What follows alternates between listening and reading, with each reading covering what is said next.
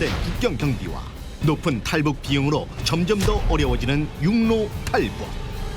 고립된 북한 주민들이 선택한 마지막 탈출구는 바로 바다. 북한 주민들의 해상 탈북은 2017년 6월 2달 사이에 2건이나 발생했는데 낡은 목선 하나로 망망대해를 건너다가 거센 파도에 휩쓸려 죽음을 맞이하기도 하는 북한 주민들. 충격! 목숨을 건 마지막 탈출! 해상 탈북 이야기가 지금 공개됩니다. 예, 목숨을 건 마지막 탈출, 해상 탈북. 예. 방금 본 영상은요, 예고편에 불과합니다. 정말 어마어마한 이야기가 기다리고 있으니까 기대 많이 해주세요. 네, 2017년도 6월 7월에는 무려 2건이나 해양으로 탈출한 사건이 발생을 했습니다. 사실 왜 이런 일이 생기냐면은 그 중국하고 북한 간의 국경 사이에서 북한 당국이 엄청나게 그거를 통제를 하기 때문에 두만강을 넘는 비용만 해도 한국 돈으로 1,500만 원에서 1,800만 원 정도가 들거든요. 이 돈은 북한 사람들이 평생 벌 수 없는 돈이에요. 근데 이 돈 있으면 차라리 해상을 통해 가지고 오는 게 더 쉬운 게 왜 그러냐면은 작은 어선 하나 사면 돼요. 그리고 또 뭐 잘 된다 그러면은 경비를 서는 군인한테 돈을 찔러주고 그 경비 서는 루트를 피해서 오는데 사실 이게 얼마나 위험하냐면요. 그냥 해상을 따라서 오면은 괜찮은데 여기는 북한 해군들이 지키기 때문에 못 오고 그 공해상 거의 가까이로 빠져나온 다음에 다시 한국으로 들어와야 되거든요. 근데 나갔을 때 만약 경우 뭐 전동기라든지 엔진이 고장났다. 그럼 그때 표류하게 되는 거죠. 그러면서 사실은 북한 사람들이 해상을 넘어서 온다는 거는 뭐 목숨을 위해서 목숨을 걸고 오는 일이죠. 사실은 최근 들어와서 북한 정부가 바다를 이용한 그 고기잡이를 계속 독려하고 있습니다. 이게 뭐냐면 사실 이게 잡은 게 주민들에게 가는 게 아니라 외화벌이를 하기 위한 목적이거든요. 그러니까 과도하게 이렇게 내몰리면서 이 사람들이 그 계획량을 못하면서 바다에 나가서 안 좋은 그 이 목선이나 이런 걸 고기를 잡다 보니까 차라리 이럴 바에는 저 눈앞에 바라보는 한국으로 우리가 탈출하자라고 가족 탈북이나 대체로 뭐 배 타고 오시는 분들은 가족이나 몇 명씩의 조를 모아서 이렇게 탈북을 하게 되시죠. 근데 뭐 북한에서 한국으로 받으러 온 사람이 있습니까? 아니면 자, 혹시 있습니까? 여기에서. 제가 아는 같이 제가 살고 있는 곳에 사는 친구가 있는데 NLL을 넘어왔습니다. 이 친구가 북한에서 결혼을 했는데 결혼한 그 시아버지, 아버지 되는 사람이 6.25 전쟁 때 남한으로 먼저 내려왔던 거예요. 시아버지의 아버지. 그러니까 시할아버지가 되죠. 네. 시할아버지가 죽기 전에 꼭 한번 보고 싶으니까 오라라고 하면서 연락을 보내고 돈을 보냈어요. 그래서 이 가족들이 해상 탈북을 계획을 하면서 3년을 준비합니다.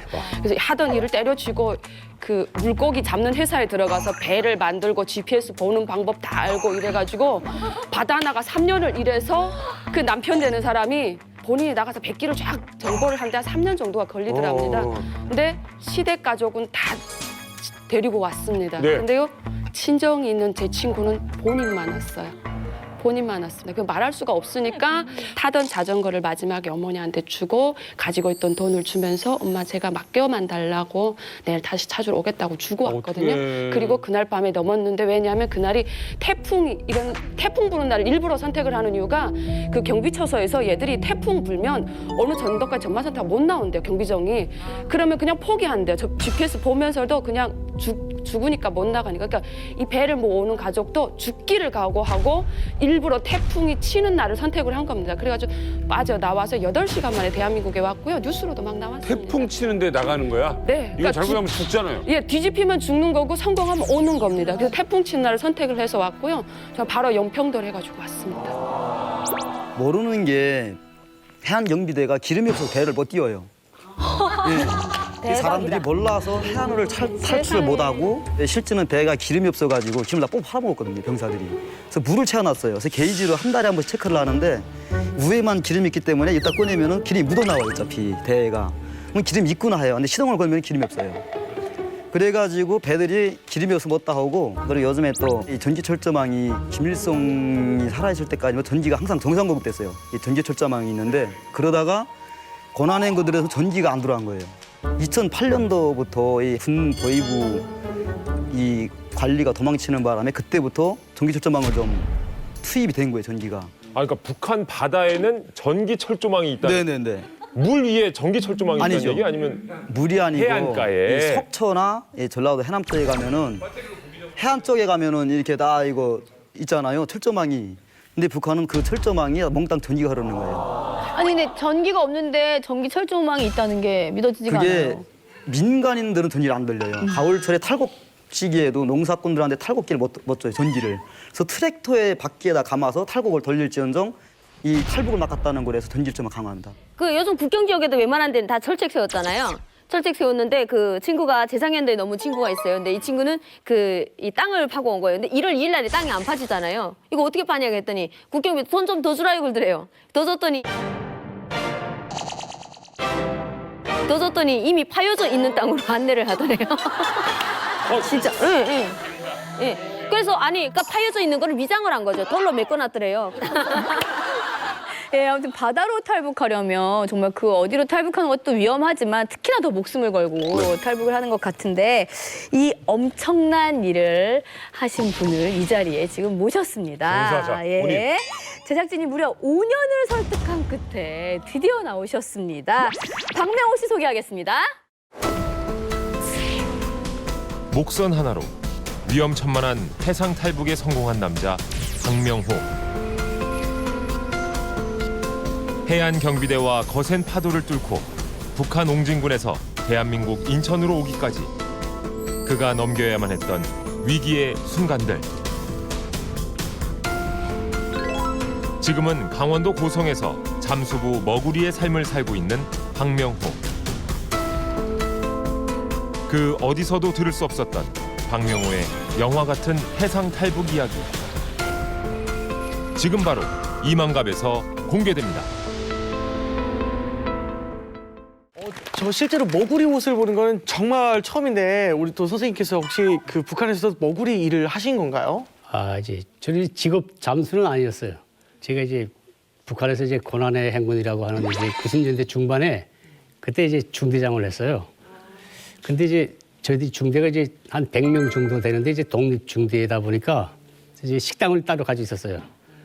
근데 이제 식당을 이제 이 운영하기가 이제 엄청 힘들었어요. 이제 국가가 이제 쌀만 딱 주고 소금부터 시작해서 하나도 주질 못했어요. 먹고 사는 문제에 신경을 이제 한 중대장 업무의 한 90% 이상을 거기다 다 써야 될 때예요. 군인들이? 네, 군대에서. 군인들이. 네, 그래서 이제 국가에서 이제 토지를 줄 테니까 거기서 이제 부식을 다 너 알아서 해결해 먹으라. 그런데 그 부업 농사를 하자고 보니까 필요한 털 없지. 그다음에 농기계 하나도 없지. 순전히 군인들이 힘으로 파고 싣고 김 메고 배고 또 파고 계속 해야 되는데 그게 엄청 힘들어요. 그게 오히려 농사하면서 막 이제 영양실조 걸리고 막 그래서 이거 안 되겠다 싶어서 나는 이제 해상부업이라는 이제 그 아이디어를 냈어요. 그래서 이제 산에 가서 이제 나무 북쪽에는 이제 그 이깔나무라고 그런 나무가 좀 있거든요. 배 만들 수 있는 나무. 그래서 그 나무를 베다가 이제 바다에다 이제 띄워놓고 군인들 한 4명 내보내서 그 해상 미역 같은 거 처음에 건져 먹고 이거 하면서 시작을 했어요. 거기서 그래서 좀 됐어요. 그게 좀 돼서 우리 사단 쪽으로 이제 10,000명 중에서 중대 단위에서는 우리 중대 하나 딱 영양실조 1명도 없어요. 자, 그 이깔나무를 만든 게 배였어요? 뗏목이었어요? 배예요, 배. 이런 배 모양을 만들었어요? 아니 배 모양이 아니라 배를 만들었죠. 나무로? 예, 예. 아니 배를 만들어 본 적은 없을 거 아니에요. 그러니까 그 배를 만들기 위해서 중대에다 우선 그 제재기를 놨어요. 대단한 분이네. 예, 제재기 놨고 처음에 이제 장비가 없으니까 우리는 오구도 없고 그러니까 처음에 이제 미역 틀개라고 이제 나무 긴 장대에다 이렇게 된 거 그걸 바다에다 욕구해서 이제 돌리면 그 미역이 거의 걸리거든요. 그럼 그 단계 올리고 그다음에 이제 군인들이 이제 그냥 자맥질해서 배에서 이제 뛰어들어가서 이제 성게 때는 이제 그 앞바다에 성게 그때 많았거든요. 성게는 이제 군인들 먹질 못하고 그 엄청 비싸니까 일본에다 갔거든요. 이제 그런 거 이제 잡아서 해서 다른 걸 또 사고 돈으로 바꿔서? 네, 그거 가지고 물고기도 사고 처음에 이제 그렇게 했어요. 그런 거. 아니 군인들이 지금 전쟁 준비는 안 하고 아니 부대에서 선생님 중대 그 부대원들만 영양실조에 안 걸릴 정도로 많이 잡았다는데 그럼 어떻게 잡으신 거예요? 아니 처음에는 이제 펌프하면 이제 그 바람이 나오잖아요. 예, 바람이 나오죠. 그걸 호수를 탁해서 입에다 물고 예. 그걸 가지고 이제 해서 문어, 해삼 뭐 그런 거 잡고 처음에 이제 호수 무는 걸 처음에 몰라가지고 중대마다 이제 방독면 딱 있는데 그 예비가 좀 있어요. 방독면이 그 여과기를 자르고 거기다 이제 허슬 연기라는 거예요. 예, 허슬 연기해서 위에서 펌프 찍히면 그걸 가지고 호흡하면서 이제 잠수. 그러니까 이제 펌프 사는 사람이 이제 땡땡이 치면 우리 사람이 숨 막혀 죽는 거예요. 네. 그래서 들어가서 뭐 잡아요? 문어, 해삼, 그다음에 뭐 성게, 멍게, 미역, 뭐 다시마 일찍 다 잡지 뭐. 그러니까 야 중대장님으로 계시면서 야 박명호 중대장의 중대는 영양실 직접 안 걸린다. 뭐 포상이라든지 윗선에서 좀 이렇게 좋아하지 않았을까요? 그때 저희 이제 사단장이 이제 이병철이라고 예. 김병훈이가 이제 제일 처음으로 아 저분 맞담배. 맞아요. 맞담배. 저분이 이제 그때 우리 사단장이었어요. 내 중대장한테 사단장이었고 아는 사이 정도가 아니라 그때 장진 60일 뭐 비행기인데 거의 연대장 할 때 내가 이제 사상을 했고 그다음에 부사단장 할 때 내가 소대장 했고 그다음에 저 사람이 사단장 할 때 내가 중대장 했거든요. 그래서 저분이 이제 나를 이제 한쪽으로 제일 잘한다고 계속 중대마다 부대마다 등에서 방식상학, 강연. 그냥 우리 중대 계속 와서 몇 달에 한번 다 모아가지고 우리 중대 와서 또 방식상학. 근데 이병철 저분 그때 와서 뭐 방식상학하고는 뭐 우리 집에 와서 그때 뭐 식사도 같이 하고 뭐 이 정도 됐으니까 그때 받은 훈장만 해도 뭐 한 배낭으로 한 절반 되죠. 아니 저렇게 근데 높은 사람도 아시고 친분도 있고 인정까지 받으셨고 그럼 출세길도 쉬웠을 것이고 더구나도 먹고 사는 것도 크게 힘들지 않으셨을 텐데 선생님 왜 탈북을 하신 거예요? 나는 이제 이 공병인데 그게 이제 공군이에요, 공군. 그러니까 이제 그 비행사 조종사들은 이제 거의 다 라디오 다 있어요. 그래서 내가 이제 그때 그거 하나 구해서 진실 들었는데 그때는 이제 KBS 제2라디오라고 사회교육방송. 아 잡히는군요 그 주파수가. 그게 평양 주파수 대학하고 똑같아요. 그저 한 0.1mm 차이에서 여기 한 평양이고 약간 그래도 다칠까 말까 하면 그저 평양 됐다가 이제 제2라디오 됐다 계속 왔다 갔다 거기. 예. 근데 여기가 주파수가 세기 때문에 어떤 데 평양 다 죽여버리고 그냥 혼자서 꽝꽝 나올 때가 많아요. 오히려 이 평양이 잘 안 나와 오히려. 예. 그걸 계속 들으면서 나는 이제 다른 세상이 있다는 걸 알았어요. 우리하고 다르게 사는 사람들, 저 남쪽이란 나라가 우리가 아는 것처럼 저렇게 헐벗고 굶주리는 나라는 아니고 저 사람들이 우리보다는 뭔가 더 나은 슬로건을 가지고 사는 나라 같고 이런 생각이 이제 그때 좀 들어가지고 내가 이제 탈북을 계속 꿈꿨어요. 중대 때부터 꿈꿨어요. 예, 구체적으로 라디오에 어떤 내용을 들으면서 아 저쪽이 잘 살고 있구나라는 생각을 하셨어요?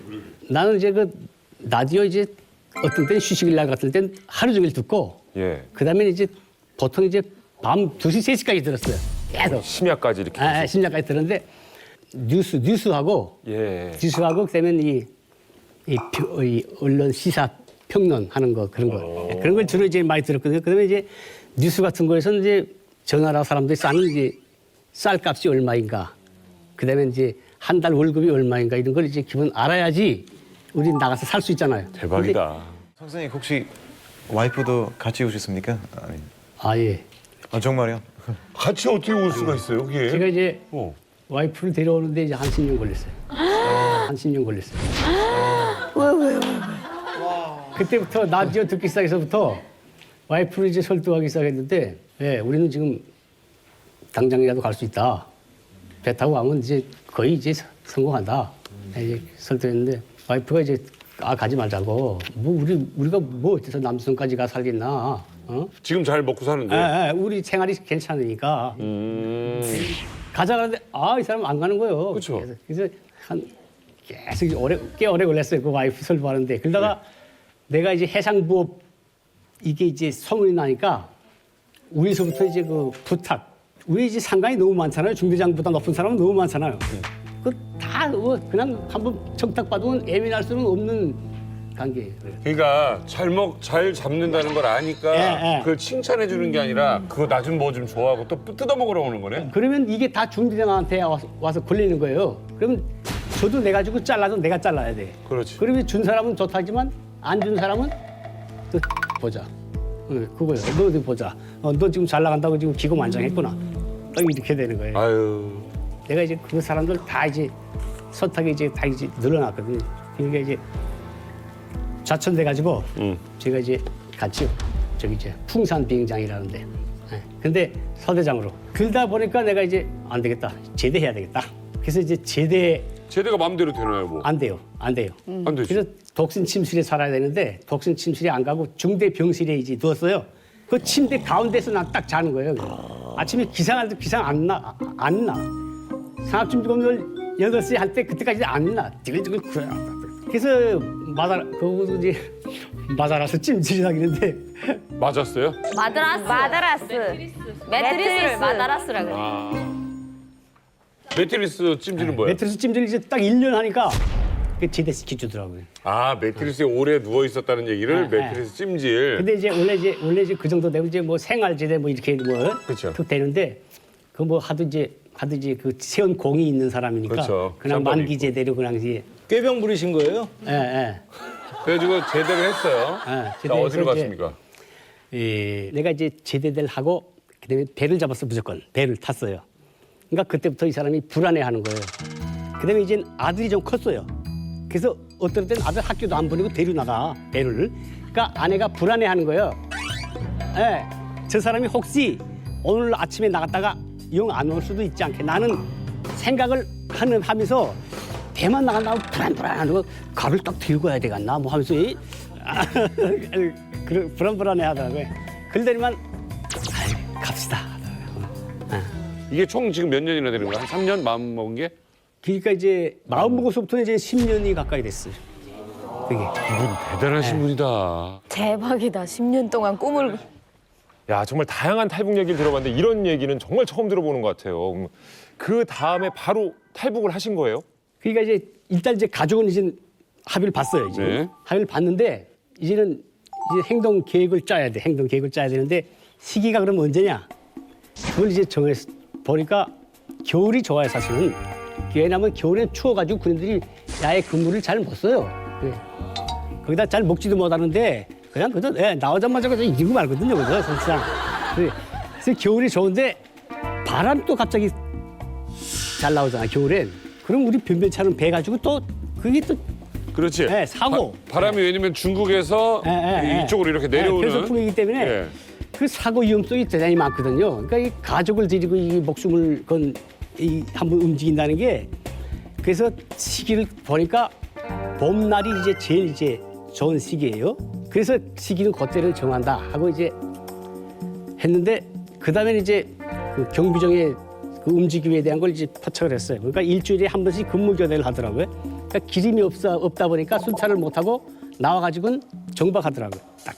예. 그런데 정박을 하는데 한 곳에 계속 정박하는 거예요. 왜서 한 곳에 정박하는가? 내가 옆에 가서 다 끌어봤더니 배가 군함이 이제 밀릴 수 있는 위험도 있고 하니까 딱 그 단단한 땅, 볼이면서도 굳은 땅에다가 정박할 수밖에 없어요.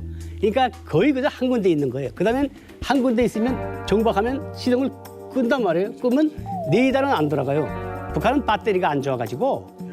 예. 그래서 모든 걸 다 그렇게 했는데도 어느 날 가는 동작이 안 되는 거예요. 예, 다 그렇게 했는데도 야, 안 되겠다. 일단 못 하겠다 해서 일방적으로 날짜를 잡았어요. 4월 25일 날. 몇 년도? 2006년. 오케이. 예, 그날이 공군절이라고 해가지고 쉬쉬가면서 뭐 장교도 소주도 한 잔 좀 먹거든요. 뭐 가만. 특별한 날이에요, 4월 25일이. 군대 명절. 예. 군인절. 군대 명절? 예. 아. 그래서 그날 이제 했는데 우리 집사람이 이삿짐 때문에 이삿짐 왜 가? 지금 몸만 와야지 지금 이삿짐을 가지고. 또 내가 우리 집사람은 이삿짐 안 싣고 가면 안 가겠다. 아니 몸만 오세요. 아니, 이삿짐 어떤 이삿짐이? 어떤 이삿짐? 뭐 장롱 이런 거요? 장롱은 못 싣고 장롱하고 김치떡만 못 싣고 다 실었어. 우리 여기 국정원에 와서 이불 싸놓으니까 있지. 저 높은데 천장이 나와요. 이불만. 야, 그다음에 뭐 된장 단지까지 다 실었어요. 사모님 대단하시네. 아니 그거 먹지도 못하잖아요 와서. 아니 그래도 이불이라는 게 북한에서 이제 결혼할 때 부모들이 장만해주면 그거 이제 죽을 때까지 그냥 이제 우리 집 이불 또 좋긴 좋아서 목화솜이라 이불이 이제 지금도 써요 그 이불을? 아니 다 버렸어요. 그래서 이제 4월 25일 날 그걸 이제 마대에다 넣고 다 넣고 위에는 이제 그물 요만큼 씌고 그물인 것처럼 그러면서 이제 싣고 무조건 출발했어. 4월 25일 날 저녁에 출발해서 빙빙 돌다 보니까 날이 거의 밝을 때 우리가 이제 휴전선 부근에 생각 거의 다 왔어 거기까지. 그런데 연평도가 빨리 딱 보이더라고. 딱 보이는데 우리 집사람하고 아이들은 아유 갑시다 그냥. 너무 이게 질려가지고 준비해. 너무 그냥 가자는. 근데 내 상식으로는 이건 아니에요. 예, 저기서 발견하고 여기 땅 하면 우리 배를 따라잡는데 1분밖에 안 걸려요. 예, 그래서 이건 아니다. 그래서 다시 배를 내가 돌렸어요. 다시 북으로 돌리셨다고요? 예, 돌려가지고 집으로 다시 들어와서. 또 다시 집 들어왔어요. 아니 그날은 실패지. 그래서 낮에는 못 움직이니까 돌려가지고 이제 그것도 이삿짐 또 밤에 딱 날아가 또 집에다 다 넣고. 와. 나는 또 아니 그걸 왜 가지고 갔어요? 아우. 나는 또 그 다음 날부터 또 평양에서 또 뭐 이 당부서 회의 한다고 참가하라고 해가지고 또 평양 가고. 우와. 야 이럴 수가 없다. 아니 5년 걸려 섭외할 만한 분이네. 예. 그래가지고 이제 그래서 한 달 평양 회의 갔다 와서 한 달 지났어요. 5월 24일 날 됐는데 안개가 쬐뿌옇게 들어오는데 보니까 아침부터 새벽부터 안개가 뽀얗더라고요. 그래서 보니까 2, 3일 동안 갈 수 있는 안개더라고 딱 보니까. 예. 그래서 이날 낮에 움직여야 된다. 낮에. 예, 낮에. 그래서 이제 아침에 이제 그 이삿짐 갔다가 또 이삿짐 갔다가 또 이삿짐. 아니 그러니까 우리 집사람은 거짓이 세가지고 남주순 나가서 무슨 꽃집이 되겠냐고 우리가. 그러니까 여기 나오게 되면 어디 산기슭 밑에 물 있는 물도락 나오는데 그런 데다 우리 음악 같은 거 치고. 그런 줄 알았구나. 우리는 이제 그렇게 살 잡돌이를 한 거야 이 사람은 지금. 그래서 우리는 다시 그 낮 1시에 딱 출발했어요. 하도 그 좀 지위가 있으니까 우리는 이제 낮에도 이제 배를 움직일 수 있는 그런 사전에 포석을 다 해놨으니까 움직여서 빠져나왔지. 나와서 저기 그 섬 옆에 가서 이제 숨었어요. 낮에 그물 하나 탁 쳐놓고. 근데 그 섬마다 이제 군인들이 있기 때문에 섬에서 가장 먼 거리를 우리가 이제 뚫고 지나가야 되거든요. 가까운 거리를 가면 이제 자꾸 발견될 위험성에 있고. 그래서 일단 배 마우라를 이제 다 이제 잘라서 위로 올라가게 했어요. 배 보니까 배 마우라가 저쪽에 배 있는데 배 쪽으로 딱 향할 때 탕탕탕탕 소리가 딱 들리고 여기 각도만 약간만 딱 해도 소리가 전혀 안 들리는 거예요. 그래서 대박이다. 배 마우라 잘라서 꼭대기로 올리고 그 마우라 주변에 이불 가지고 다 덮었어요. 배를. 그다음에 이제 세부치는 이제 다 집어 던지 바닷물에 다 집어 던지고. 그다음에 이게 항로 설정이 문제인데 우리는 장비가 하나도 없으니까 갔다 이 군인들 섬 가까이로 이제 갈 수가 있잖아요. 이게. 그래서 그걸 이제 하늘에 이제 별. 그다음에 이제 현재의 바람 방향. 그다음에 현재의 멀기 방향.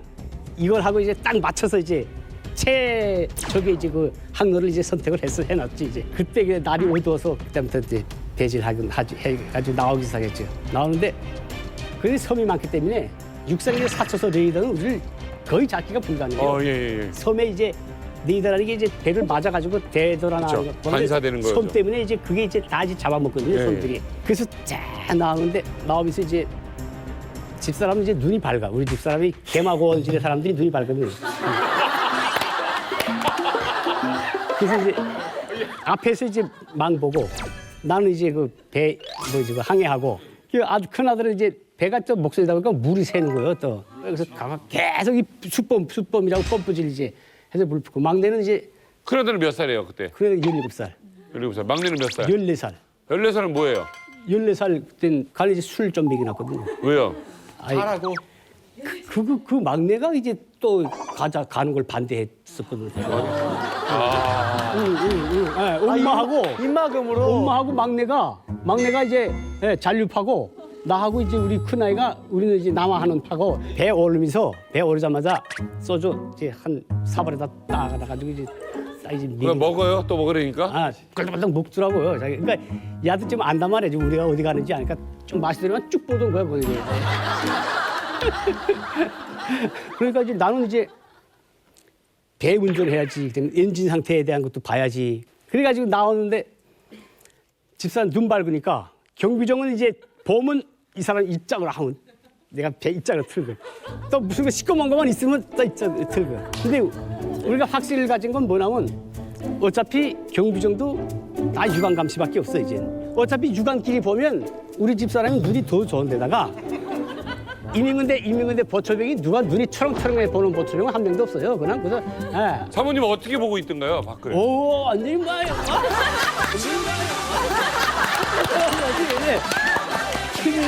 그러니까 우리 배는 작고 그 배는 커요. 그러면 큰 게 우리를 보기 전에 우리가 먼저 봐요. 그렇지. 이 확신이 있었기 때문에 이제 야, 이게 완전 구조 90%의 짝짝이다. 확률을 이제 봤어요. 일단. 그리고 이제 그 가운데로 이제 딱 나오는데 불이 갑자기 화는 데가 있다 보니까 중국어선 불 옛날에 남아에서 그 꽂기 시작된 터니까 중국어선 한 300척이 쬐끔 불 켜는 그거 쫙 있더라. 그래서 무작정 그 가운데로 들어갔어요. 가운데로. 왜? 이제는 우리는 이제 못 잡는다. 내이다가 이제는 그 중국어선 가운데 있는 우리 배를 포착하기는 쉽지 않잖아요. 이게 절대로. 그래서 그걸 뚫고 딱 지나니까 그냥 안도의 숨이 나시고 이제 이 남쪽에 딱 도착하니까 이제 그때부터 만세 부르기 시작했죠. 딱 가다가 한국이라는 거 늦게 왔을 때 어땠어요, 기분이? 그러니까 이제 부표. 그 여기 양식장들이 있잖아요. 그 바다에. 근데 부표를 딱 보니까 아, 남조선이구나. 딱 알았어. 왜냐면 이제 부표 하나가 김치떡만 하다고 여기 그 스트리폼 띠가 북한에는 그런 띠는 동서에 한 개도 없어. 다 스트레폼 요만한 거 갖다가 또 주워다가 얼망절망해서 그물 조각으로 싸가지고 이렇게 하고 제일 커봤자 축구공이나 농구공만 하다가 우리 아들 막내가 이제 날 밝으니까 술에서 깼어요. 그래서 이제 나랑 이제 우리 마지가 이제 만세 하는 거 보고 걔가 나왔어. 이제 휴전 3%선 넘었나요? 하다가 자기는 자면서 3% 넘었나요? 출발하시고 몇 시간 만에 도착하신 거예요, 남해? 그러니까 이제 25시간 정도 돼요. 25시간 시간으로. 내가 왜냐 그게 낮이 됐는데 섬이 딱 꼭대기부터 딱 보더라고. 안개가 있으니까 오히려 또. 근데 수림이 아예 울창한 거야. 딱 보니까 아예 울창한 수림이 딱 나타나. 근데 북한의 섬들은 나무 한 개도 없어요. 진짜? 멍땅 나무 원래 있었는데 다 이제 잘라갔어. 섬에까지 와가지고 나무를 이제. 아, 그래요. 그게 달라요. 가까이 갔어. 가까이 가니까 이제 까만 염소랑 이제 떼널고 하더라고. 그죠? 섬에 염소 많이 키워. 까만 염소랑 이제 떼널고 하더라고. 그래서 일단 이게 배 거기다 댔어요. 배 대고 올랐다가 밥을 해 먹으려고. 거기서? 아주 자수부터 하면 안 돼. 자수부터. 그러니까 이제 내가 왜 그랬냐면 거기 사람도 하나도 없는 거야. 우리가 올라봤는데도 우리가 잡으러 오는 사람도 하나도 없고 그 옆에 배 지나가면서도 우리 거들떠도 안 봐요. 그때. 그래서 배를 가지고 들어와서 항구 안에 들어서 배 다 목매놓고 왜 노인네가 이제 거기서 이제 숭어를 이제 낚시 잡아서 이제 담고 있다가 그래서 아, 저 사람은 물어봐야지 하는데 아와이 하고 턱 말하고 거기서 북한에서 흔히 아와이 한단 말이야. 그래서 할까 하다가 우리 조근와의 공작 시간 때 배운 그 언어가 생각나는 거야. 그래서 어르신 여기가 어디입니까? 딱 해서 그랬더니 보지도 않고 자기 일 할 거 하면서 이거 뭐 옹진군 어쩌고 하는 거야. 옆에 우리 집사람이 허쩍 놀라니까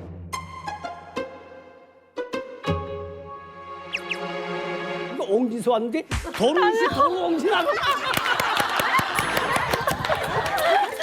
황해남도 옹진.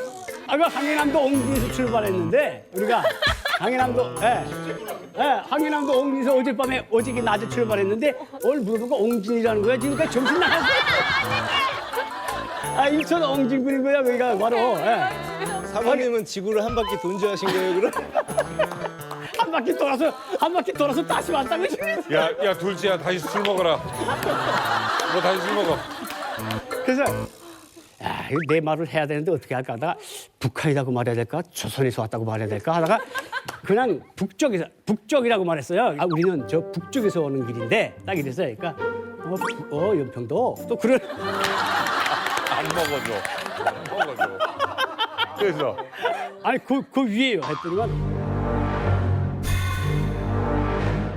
백령도 백령도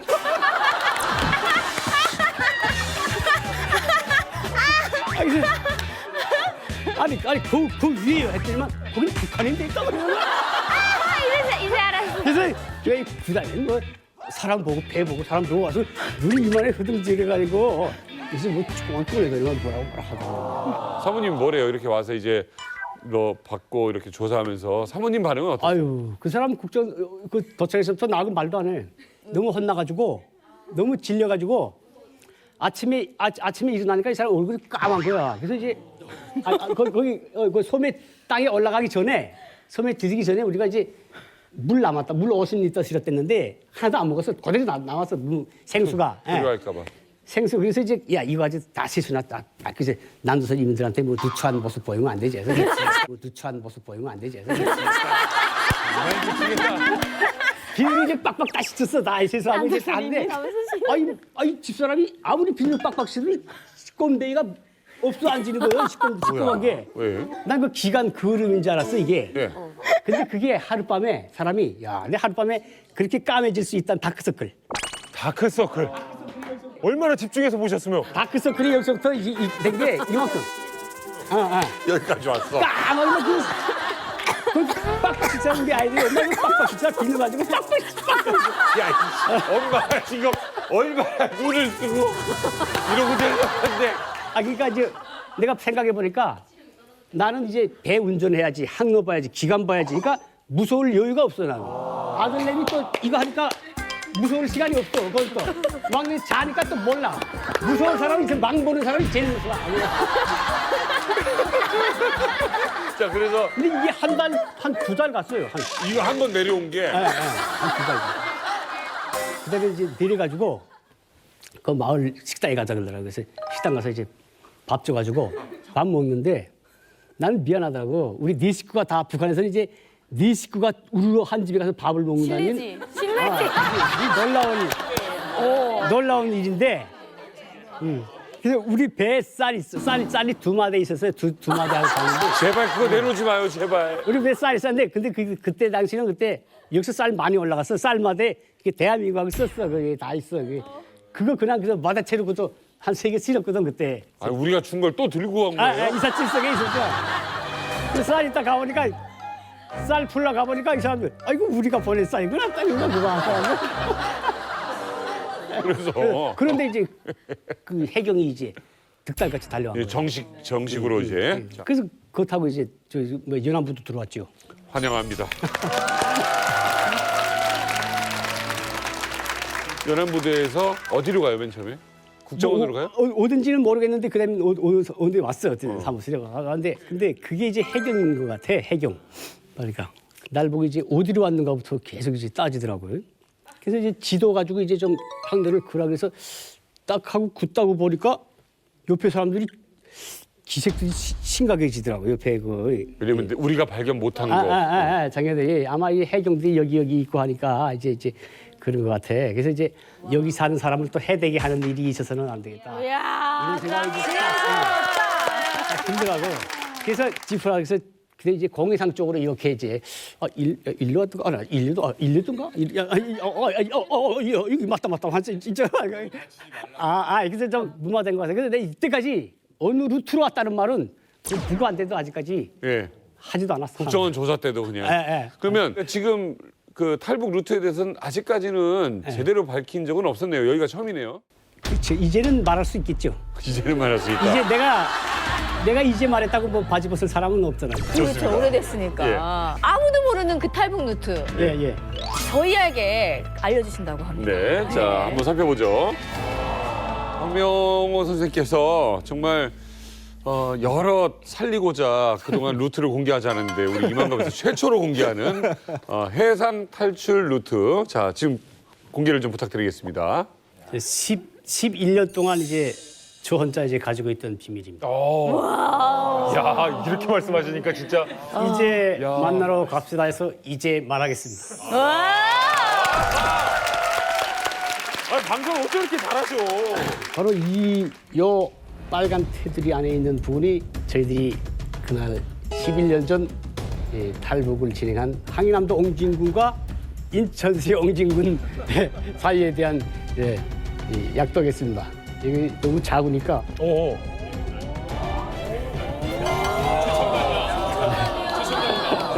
바로 요 진짜와 군자 사이 요쯤에서 이제 저희 집이 되겠습니다.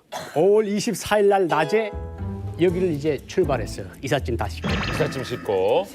그때 이제 경험 전번 4월 25일 날 경험상 보니까 우리는 그날 밤에 출발해서 밤 동안 여기를 빠져나오는데 시간이 다 지나가니까 여기 오니까 이제 날이 밝는 거예요. 그래서 이제 실패를 했기 때문에 이제 낮에 이제 출발을 해서 낮에 여기서 이제 작업하는 척하면서 여기서 위험성은 누구에게 이제 잠깐이라도 단속이 걸리면 이건 빼도 박도 못한다. 왜? 가족 단위는 승산할 수 없다는 이 지구촌 하나밖에 없는 나라예요. 이게 가족 단위는 절대. 그래서 요 기린도와 창린도 사이 요 뒤에 저녁다에 정박에 있었습니다. 여기 보게 되면 이게 바로 여기 순이도예요. 해군 8전대가 여기 도사리고 있습니다. 그다음에 요 순이도와 요 북쪽에 보면 서청도 요 사이에 자그마한 섬이 하나 있어요. 비읍도, 까마귀 섬이라는 비읍도가 하나 있습니다. 그래서 이 장비가 있으면 좋은데 낮에 그래서 여기서 목축 작업을 해놨어요. 그러니까 목축으로 항로를 이제 정하는 그 작업을 낮에 이제 했죠. 왜냐하면 최대한 가운데로 빠져야 되니까 여기서부터 여기까지 오는 시간이 정말 숨막히는 이제 진짜 시간이었는데 이제 애들은 이제 중국에서 쓰는 그 상하수도복이라는 그 삐또복이라는 그 잠수할 수 있는 복을 입혔어요. 그러니까 아이들은 혹여나 무슨 유사시에 그럼 바로 그냥 바다에 뛰어들라고. 애들이 이제 바다에 만약 그렇게 되면 떨구고 우리가 싸우는 동안에는 밀려서 그래서 이제 이 물이 이제 나갈 때 우리가 선택을 했거든요. 그럼 자연이 남쪽으로 하면 낮에 누가 발견하면 이제 저체온증만 안 걸리면 살 수 있다. 이걸 이제 사상에서 그래서 잠수복을 입고 있고. 이건 이제 가장 두려운 게 그 문제였어요. 운이 나쁘면 그거한테 맞다 들리면 그들이 이제 무장하고 있기 때문에 그래서 이 원시적인 무기를 나는 집 만들었어요. 무기를 만드셨다고요?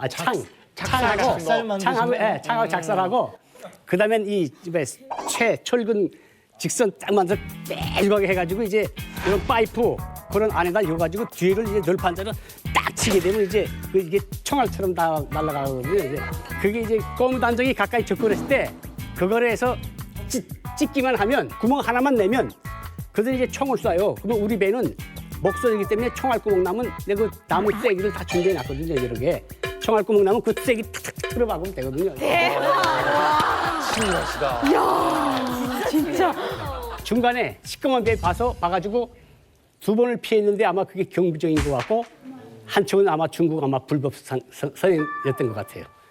그래서 그걸 피했고 얘네들 넘자마자 남쪽으로 돌았어요. 남쪽으로. 최단거리로 가야죠. 최단거리로 남쪽으로 이제 했는데 우리가 이제 연평도에 들리면 이제 쉽게 올 수가 있어요. 쉽게. 그런데 그때 북한에 어떤 소문이 퍼졌는가 하면 연평도에 가게 되면 그날로 돌려보낸다.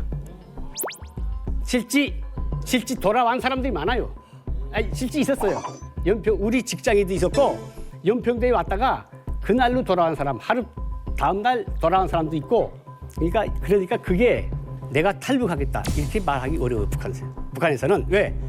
내가 또 혹시 또 그렇게 말했다가 돌아가면 죽거든요. 이게 말하기 사실 어려워요. 그래서 연평도로 안 가고 남쪽으로 잡았는데 올 때 이쯤에 걸릴 것이라고 태안반도쯤에 걸릴 것이라고 이제 생각을 했어요. 근데 태안반도보다 운 좋으면 요 섬에 덕적면에 우리가 이제 걸릴 수 있을 것이다 하고 생각을 했는데 근데 딱 이 덕적면에 이제 들어가서 왼발을 걸린 거예요. 그래서 경로를 보게 되면 1차로 집 나산 출발해서 2차로 이제 창린도 날이 어두워서 그 목표 지점을 향해서 순이도와 비읍도 딱 가운데로 빠져나왔어요. MNL 넘자마자 그냥 남아. 이거 설명 잘 들었습니다. 고맙습니다. 근데 왜 그렇게 준비를 하셨는데 나침반을 준비 안 하셨어요? 나침반이 원래 있었어요. 근데 북한 나침반들이 뭔가 하면 그 안에 알코올이 들어가요. 알코올이요? 선원들이 알코올을 뽑아먹어 다. 그래가지고 나침반이 멍텅구리가 되는 거예요. 나침반이 얼마나 다고 고기 들어있는 알코올을 빼먹어요? 북한 군인들이 너무 먹을 게 없는 데다가 술 같은 건 더 귀하니까 배에 기름 넣으면 기름도 빼먹고. 아까 장비를 살짝 이렇게 들어봤는데 정말 옷도 무겁고 장비가 정말 무거운데 머구리 그 조업을 하시면서 가장 어떤 게 위험하고 힘듭니까?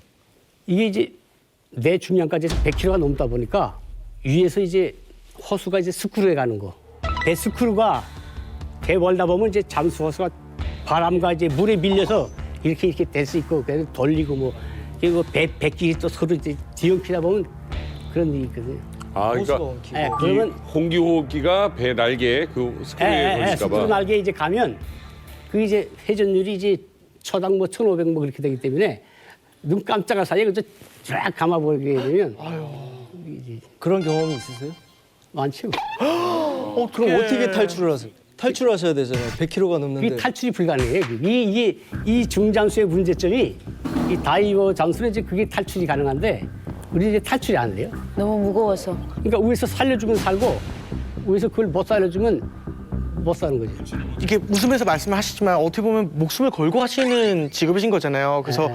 저는 진짜 너무 걱정돼서 조심스럽게 말씀드리는데 혹시 머구리를 안 하실 생각은 해본 적이 없으신가요? 좀 그만두시려고 좀.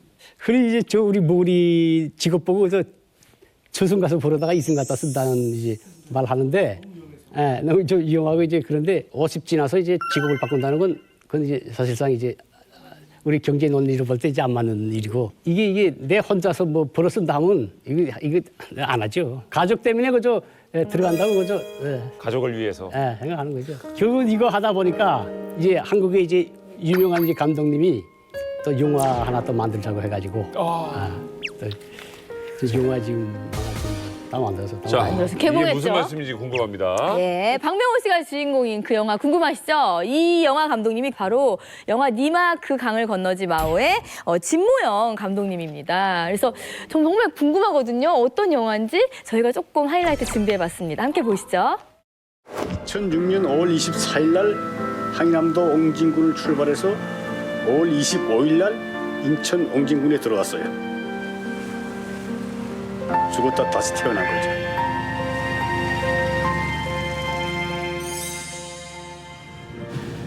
해상 탈북 이후 고성 바다에서 머구리가 된 박명호 씨의 삶을 다룬 영화 올드 마린보이.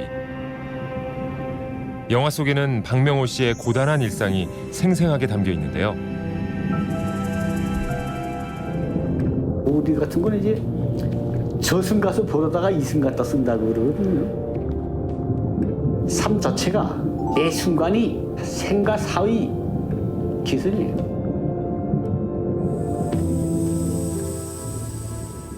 그는 매일 60kg의 옷과 장비를 걸치고 단 한 가닥의 산소줄에 의지해 30m 아래 해저로 내려갑니다.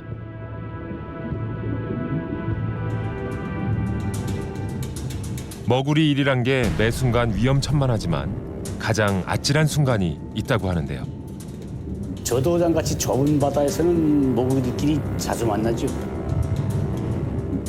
줄이 여기서 풀지 못하고 어디 걸리면 올라가지 못하고 죽을 수도 있거든요. 급하게 돌아서서 서로 다른 방향으로 빨리 가야 합니다.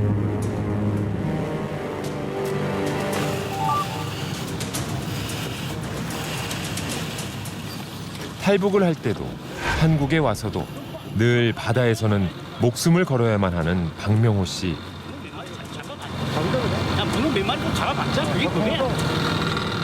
매 순간마다 그를 버틸 수 있게 하는 건 다름 아닌 가족입니다. 사실 잠수일은 지금도 두렵거든요. 근데 뭐 어쩌겠어요. 인생이라는 게 다 그렇잖아요. 안 하고 싶다고 피할 수 있는 그런 건 아니니까. 내가 아버지고 내가 남편인데. 누구보다 든든한 남편이자 듬직한 아버지인 올드 마린보이 박명호 씨. 나는 축제도 당신 때문에 못 주고. 높진 않아.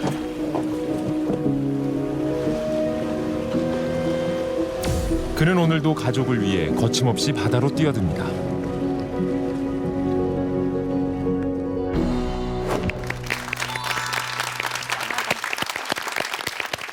저 영화를 어떻게 찍게 되신 거예요? 감독님이 이제 KTX 잡지에서 이제 그 보다가 내가 뭔가를 얻으려면 나 뭔가를 또 바칠 수밖에 없는 그런 걸 이제 거기서 이제 강렬하게 이제 안겨왔다고 하더라고요. 그 우주복 같은 복에 까만 잠수복에 뭐 노란 장갑 안겨와가지고 그걸 대상을 찾다 보니까 고성에 왔는데 고성에 가서 또 다 이제 탐문하다 보니까 이제 나한테 왔더라고요. 그래서 나 이제 처음에 싫다겠어요. 이제 싫다고 계속 근데 그분이 따라 계속 며칠 동안 설득하더라고요. 그래서 다큐멘터리라는 거 이제 내 이야기를 내가 하는 거다. 이제 그래서 그럼 이제 한번 해보자 이제 하고 이제 찍었는데 핀란드 독립영화사도 또 하자고 해가지고 지금 국제 합작에 들어갔어요. 대박. 근데 한국의 옷에서는 저기도 보이지만 머구리는 어떻게 하게 되신 거예요? 그래서 나는 사실 일을 안 했어요. 내가 오자마자 나는 끝이다 여기까지 이젠. 근데 이제 이 별나라에 갖다 놨으니까 저 말도 안 되는 나라를 위해서 반대해서 싸워야 된다.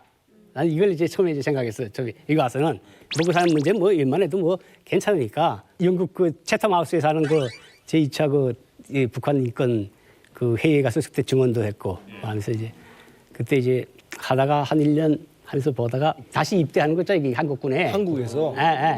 정훈 장교로. 국군에 입대하는 건 이제 그걸 이제 제의를 받았었어요.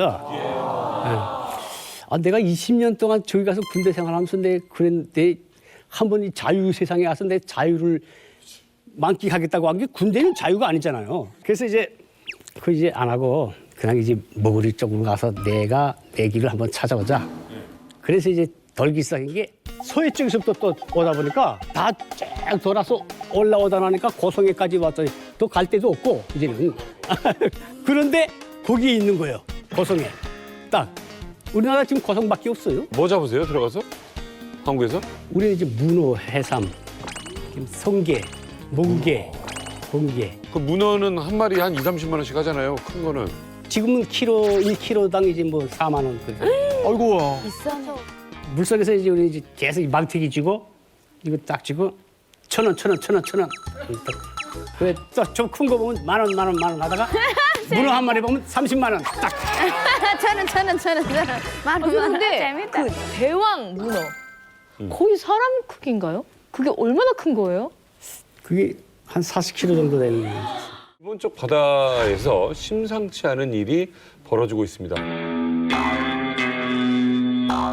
어떤 이야기일까요? 영상으로 만나보시죠. 작년부터 매일 불안에 떨고 있는 일본 해안가 마을 주민들. 늦은 밤 누군가 찾아와 갑자기 초인종을 울리는가 하며 냉장고와 TV 같은 생활용품들이 하나둘씩 사라지는 것. 그리고 바닷가에는 정체 모를 목선과 시신이 발견되기도 했는데 마을 사람들을 공포에 떨게 한 이들의 정체는 바로 키타노 이보우진 북한 사람들이다. 과연 이들은 왜 일본 앞바다에 나타나 죽음을 맞이하게 됐을까? 자, 북쪽의 이방인이라 지금 좀 무섭네요. 네, 바다에 이렇게 막 시체가 있다고 하니까 너무 섬뜩한데 그럼 이 사람들이 어떻게 뭐 탈북을 하다가 사고를 당한 걸까요? 네, 최근 김정은 정권 들어 이 국경 탈북이 힘들어지고 해상 탈북이 많아지면서 배도 노후했고 기관 자체가 거의 중국산 노후된 기관이나 이 배를 가지고 또 목선을 또 많이 이용하다 보니까 뭐 엔진 고장을 해서 표류한다든가 표라도 등의 뭐 물이라든가 이런 식료품이 떨어지면은 거의 80~90% 죽는다고 해야 되는 거죠. 만약에 이게 탈북이라면은 박명호 선생님처럼 바로 오시면 되는데 혹시 왜 일본까지 오게 됐는가 이게 좀 의문이거든요. 우리가 그 일본에 그 표류했던 그 배들을 보게 되면 북한 군부대의 명칭을 가진 배도 발견됐고요.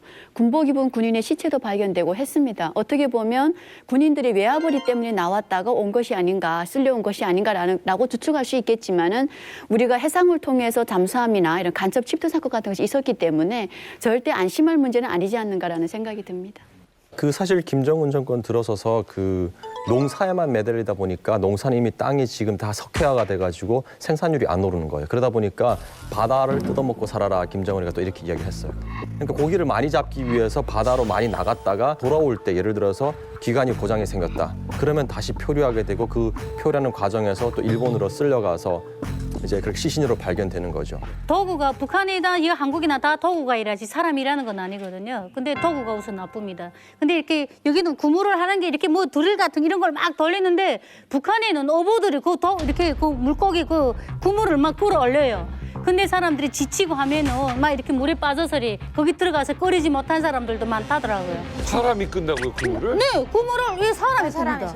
고기를 해서 이렇게 막 그러니까 거기 지쳐서 빠지는 데도 있고, 그리고 이 배가 막 이렇게 쏠리소리 막 이렇게 뒤집히는 데도 있고, 그다음에 기름을 태우고 어느 정도 거리에 간다는 기름을 분명히 였습니다. 그런데 제 정량 국가에서 주는 기름이 아니고 개인들인 데서 다 구매를 하다 보니까 내 같은 그 장사꾼들이 거기다 기름에다가 뭐 그 어떤 이물질을 넣으면은 그 연소량이 빨리 타버리거든요. 그러니까 기름이 떨어져서 포류하는 거 많아요. 아 근데 가까운 데는 없습니까? 북쪽에서 왜 자꾸 그렇게 멀리 내보내는 거예요? 중국 어선들이 얕은 바다에 나와서 쌍끌이 선이 있거든요. 그게 뭐냐면은 작은 고기든 큰 고기든 다 잡아가요. 그물을 쳐놓고 그냥 끌고 가거든요. 그러다 보니까 얕은 바다는 상대적으로 고기가 없고 북한의 그 어민들 같은 경우는 먼 바다로 나갈 수밖에 없는 그런 실정입니다. 우리나라에 오징어 떨어진 이유잖아요. 그렇죠. 예. 그래서 먼 데까지 나가다 보니까 그 뭐 대화태라든지 일본 그쪽 편에 거기가 또 고기가 많이 잡힌다 그러더라고요. 그래서 거기까지 나가는 경우가 있다고 합니다. 네. 얘기를 이렇게 쭉 들어보니까 이게 참 안타까운 일들로 어떻게 보면 일본까지 이렇게 표류를 하게 되고 또 사고를 당하게 되는 거잖아요. 근데 실은 일본 입장에서도 이거 상당히 난감할 수 있잖아요. 예, 일본은 어떻게 좀 대처를 안 하나요, 지금? 배들이 들어오면서 그 북한 주민들에 의해서 전염병이 돌지 않겠느냐.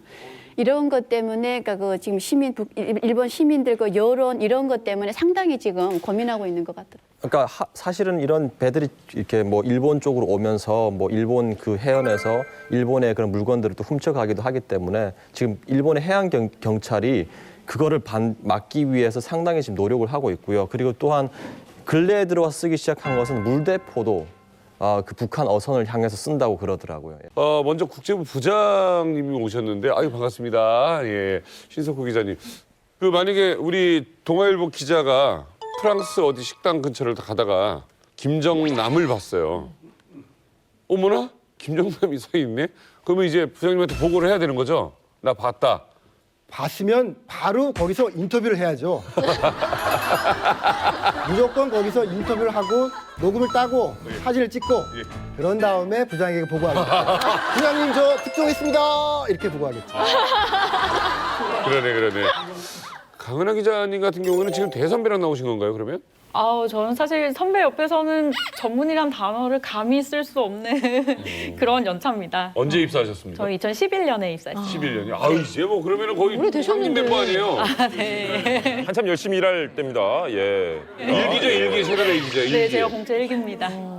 일기예요. 김일기 기자님도 사실 북한에서 기자셨잖아요. 네. 혹시 북한에 계실 때 그 북한에서 한국 기자분을 이렇게 만난 적이 있으신가요? 그때 저게 그 80년대 초인가 70년대 말에 대한민국에서 예술단이 올라온 거예요. 평양에 올라와서 공연을 했는데 끝나고 나가는데 대한민국 기자들이 나가는 사람 붙들고 공연 소감을 들어보겠다고 극성스럽게 흔드는 대한민국 기자들은 봤어요. 아니 뭐 우리 취재진이 뭐 열정적으로 하니까 예, 끝까지. 그때도 극성스러웠어요. 아니 끝까지. 그렇게 열정적인 기자님들도 만났잖아요. 남북 기자님들이. 인사 좀 한번 정식으로 해보세요. 안녕하십니까. 고맙습니다. 아니 왜냐면 얘기를 들어보니까 8, 90년대 말씀하시는데 그때도 기자셨다는 거 아닙니까? 저 79년부터 기자 생활했어요. 서열순으로 앉혀놓은 거야 지금. 짜. 그러고 보니까 진짜 서열. 이게 배려가 있었네요. 북한을 9번 다녀오셨다고 그러셨잖아요. 네. 북한을 9번 다녀오셨으면 제가 처갓집 간 횟수보다 더 많거든요. 근데 이북에 계세요? 900의 자리인가요? 아니 그게 아니고 그 어디 갔다 오신 거예요, 신 기자님? 9번. 평양에 이제 방문을 하면 저희 그 단체 그러니까 일종의 남한 관광객들이죠. 단체 회원들이 평양을 둘러보고 통상 백두산을 갑니다. 백두산도 제가 4번 이상 올라갔어요.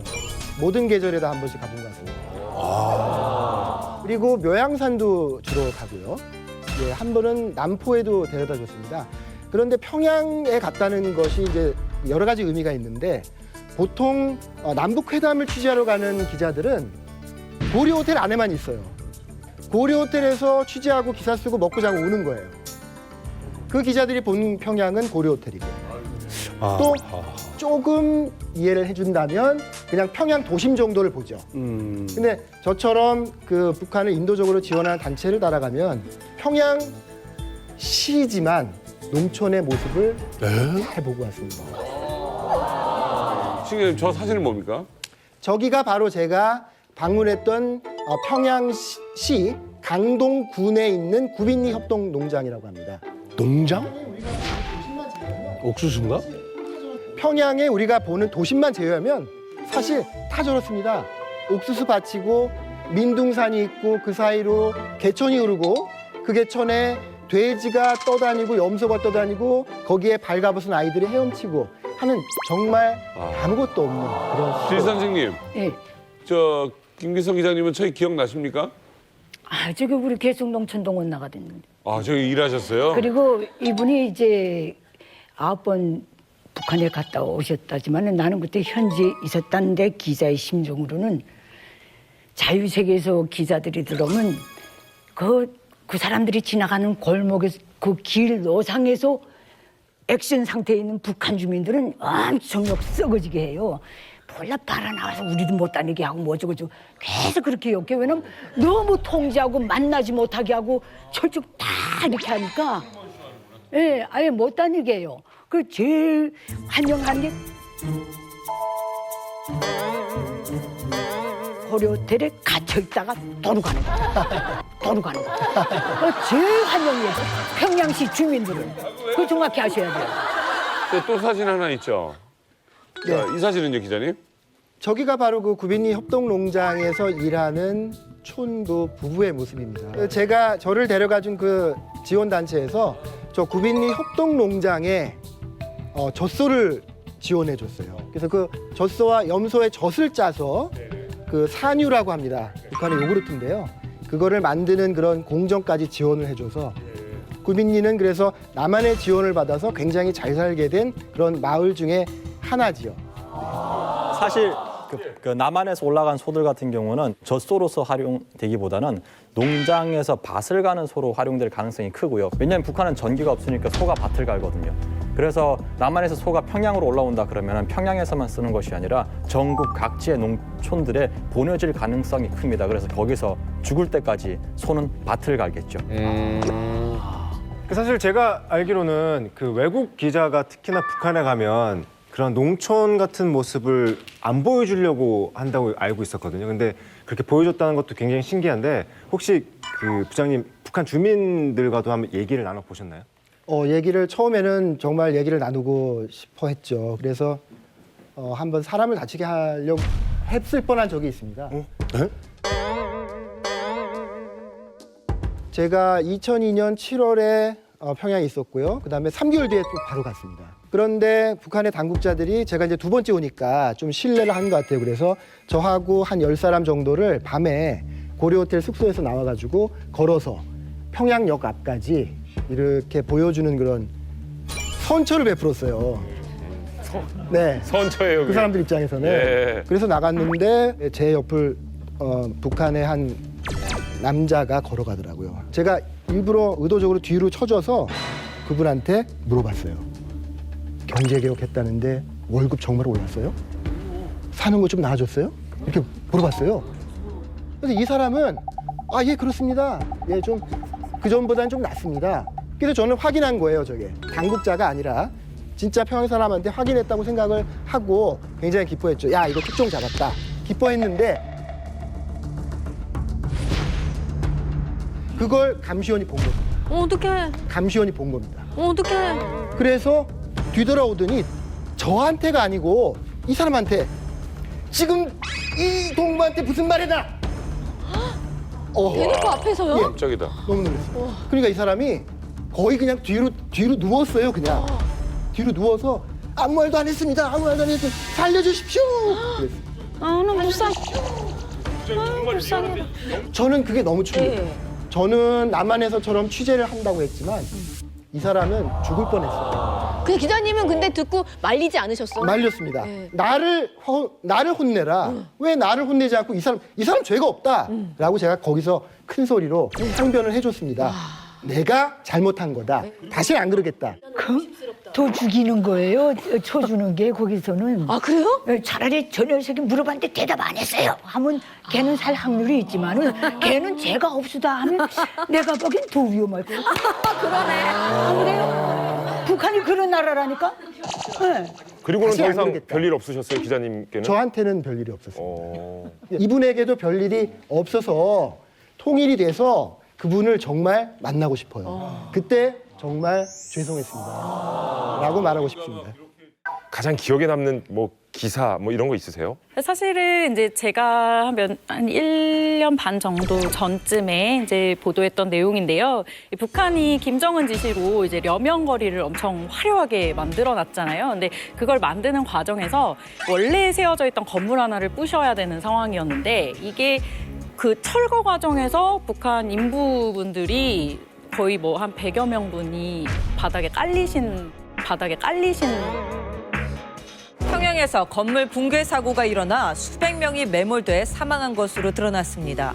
위층 골격이 무너져 내리면서 아래층에서 작업 중이던 인부들이 잔해에 그대로 깔렸다고 전했습니다. 또 북한 당국은 제대로 된 구조 작업보다 사고 사실이 새나가는 걸 막는 데 총력을 기울이고 있습니다.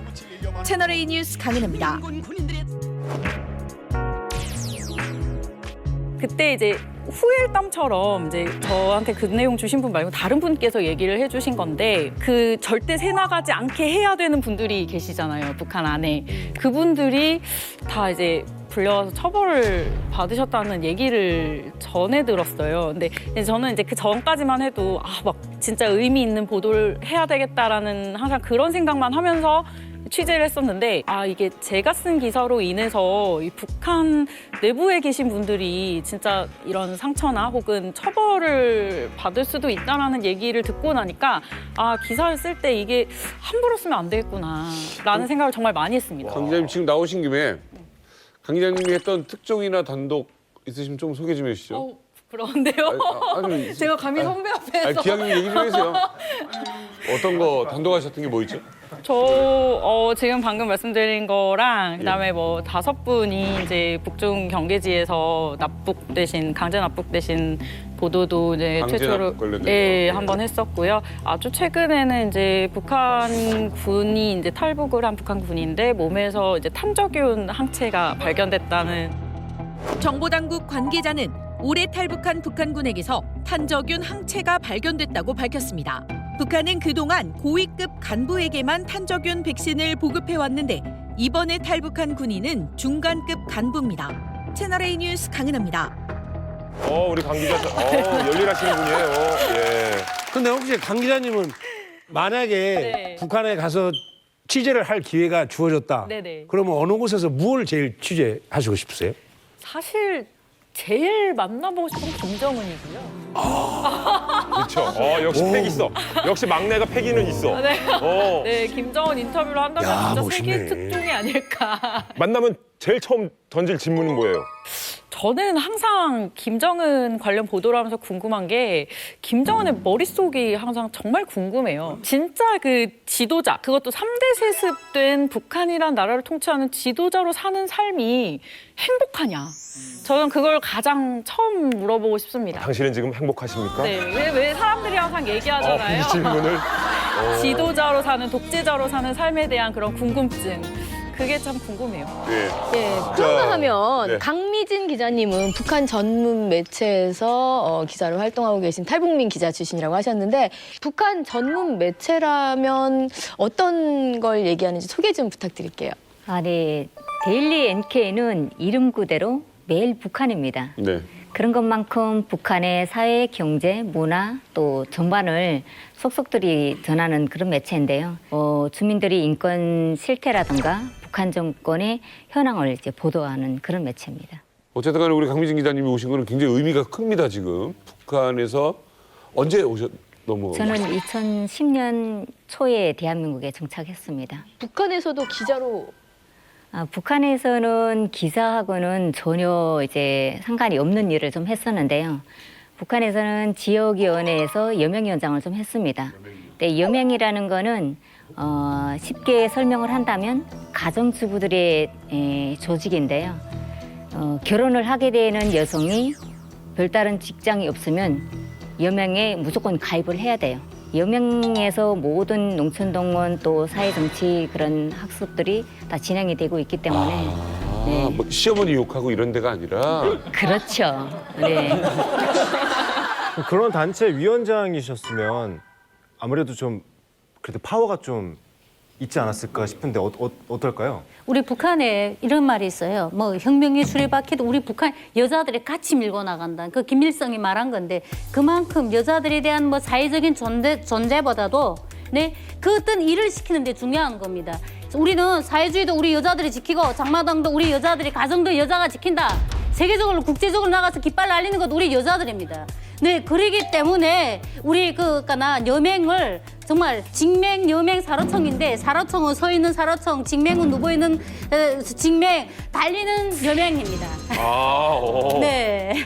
그 여성들의 파워가 셀 수밖에 없는 게 그 남자들은 직장에 들어가게 되면 당원이냐 직명이냐 갈리거든요. 그다음 사로청이냐. 근데 여성들은 무조건 취직 가게 되면 20대부터 50대 그냥 정년 퇴직할 때까지 여성 동맹에 들어가니까 엄청 규모가 커요. 그러니까 이 여성 동맹은 이 직장인들보다 더 조직 생활이 강하니까 집에서 노는 여자들 계속 끌어보니까 야! 어라! 어쩌라 하니까 여명위원장이 어쨌든 가장 무서운 존재면서도 또 파워가 세다 보니까 또 어떻게 함부로 못하는 그런 대상이거든요. 근데 사실 저는 그 뭐 사회부 기자분들이나 외교부 이쪽 기자분들은 거의 뵐 일이 없으니까 TV에서만 보는데 이렇게 뭐 이렇게 브리핑하는 거 보면은 기자분들 쫙 앉아서 이렇게 이 타자를 굉장히 빨리 치시잖아요. 우리 근데 강미진 기자님은 이거 괜찮으신가요? 그 지금 이렇게 하니까 제 손이 막 떨리는 거거든요. 저는요 사실 회사 입사할 때 정말 한 글자도 칠 줄을 몰랐어요. 한 단어를 쓰라고 해가지고 이제 그걸 자판에서 그걸 찾는 게 오손내껏 한 문장을 썼거든요. 그래서 종이에다 글을 써가지고 와서 좀 타자 쳐달라고 이걸 3일 하니까 창피하더라고요. 그래서 뭔가 하지 않으면 내가 여기서 두 가지를 선택해야 된다. 여기에 남냐 나가냐. 네, 그래서 1시간 빨리 출근하고 1시간 늦게 퇴근하고 3개월이니까 그때 그 타자 시험을 봤는데 320타 나가더라고요. 이설주 그 임신 소식을 맨 처음에 아시고 기사를 쓰셨잖아요. 그럼 어떻게 된 겁니까? 네, 그 이설주 임신 기사는 기사가 나가기 한 47일 전에 제가 입수를 했고요. 어떻게? 제가 이제 여러 부류의 그 정보원들을 관리를 했었는데요. 아주 고위층에 있던 정보원을 한 2년 동안 이제 그냥 저랑 연결을 맺던 관리원이 있었습니다. 그 정보원이 어느 날 우연치 않게 친척 집에 갔었는데 그 친척이 하는 얘기가 원수님 부인이 배가 이렇게 임신된 거 같이 이렇게 배가 나와서 봉화진료소에 왔다. 저는 그때부터 이제 그 친구의 그 말을 들어가지고 그 상황이 어땠냐, 주변 사람들은 뭐라고 말하냐, 그 진료에서는 어떤 그 진료를 받았냐 이런 얘기를 들어봤었거든요. 그래서 그때 당시 이설주가 1월이면 출산할 거라는 얘기를 들었고요. 그리고 딸애를 임신했다는 걸까지 확인을 했어요. 근데 그때 저희 회사가 아들인 걸 잘못 오진해서 딸로 했다면 이건 진짜 오버다. 특보가 아니라 오버다. 그래서 한 47일 동안 대기 목록에 매달려 있다가 제가 후에 이제 이거 다시 알아봤는데 정확하다 나가자.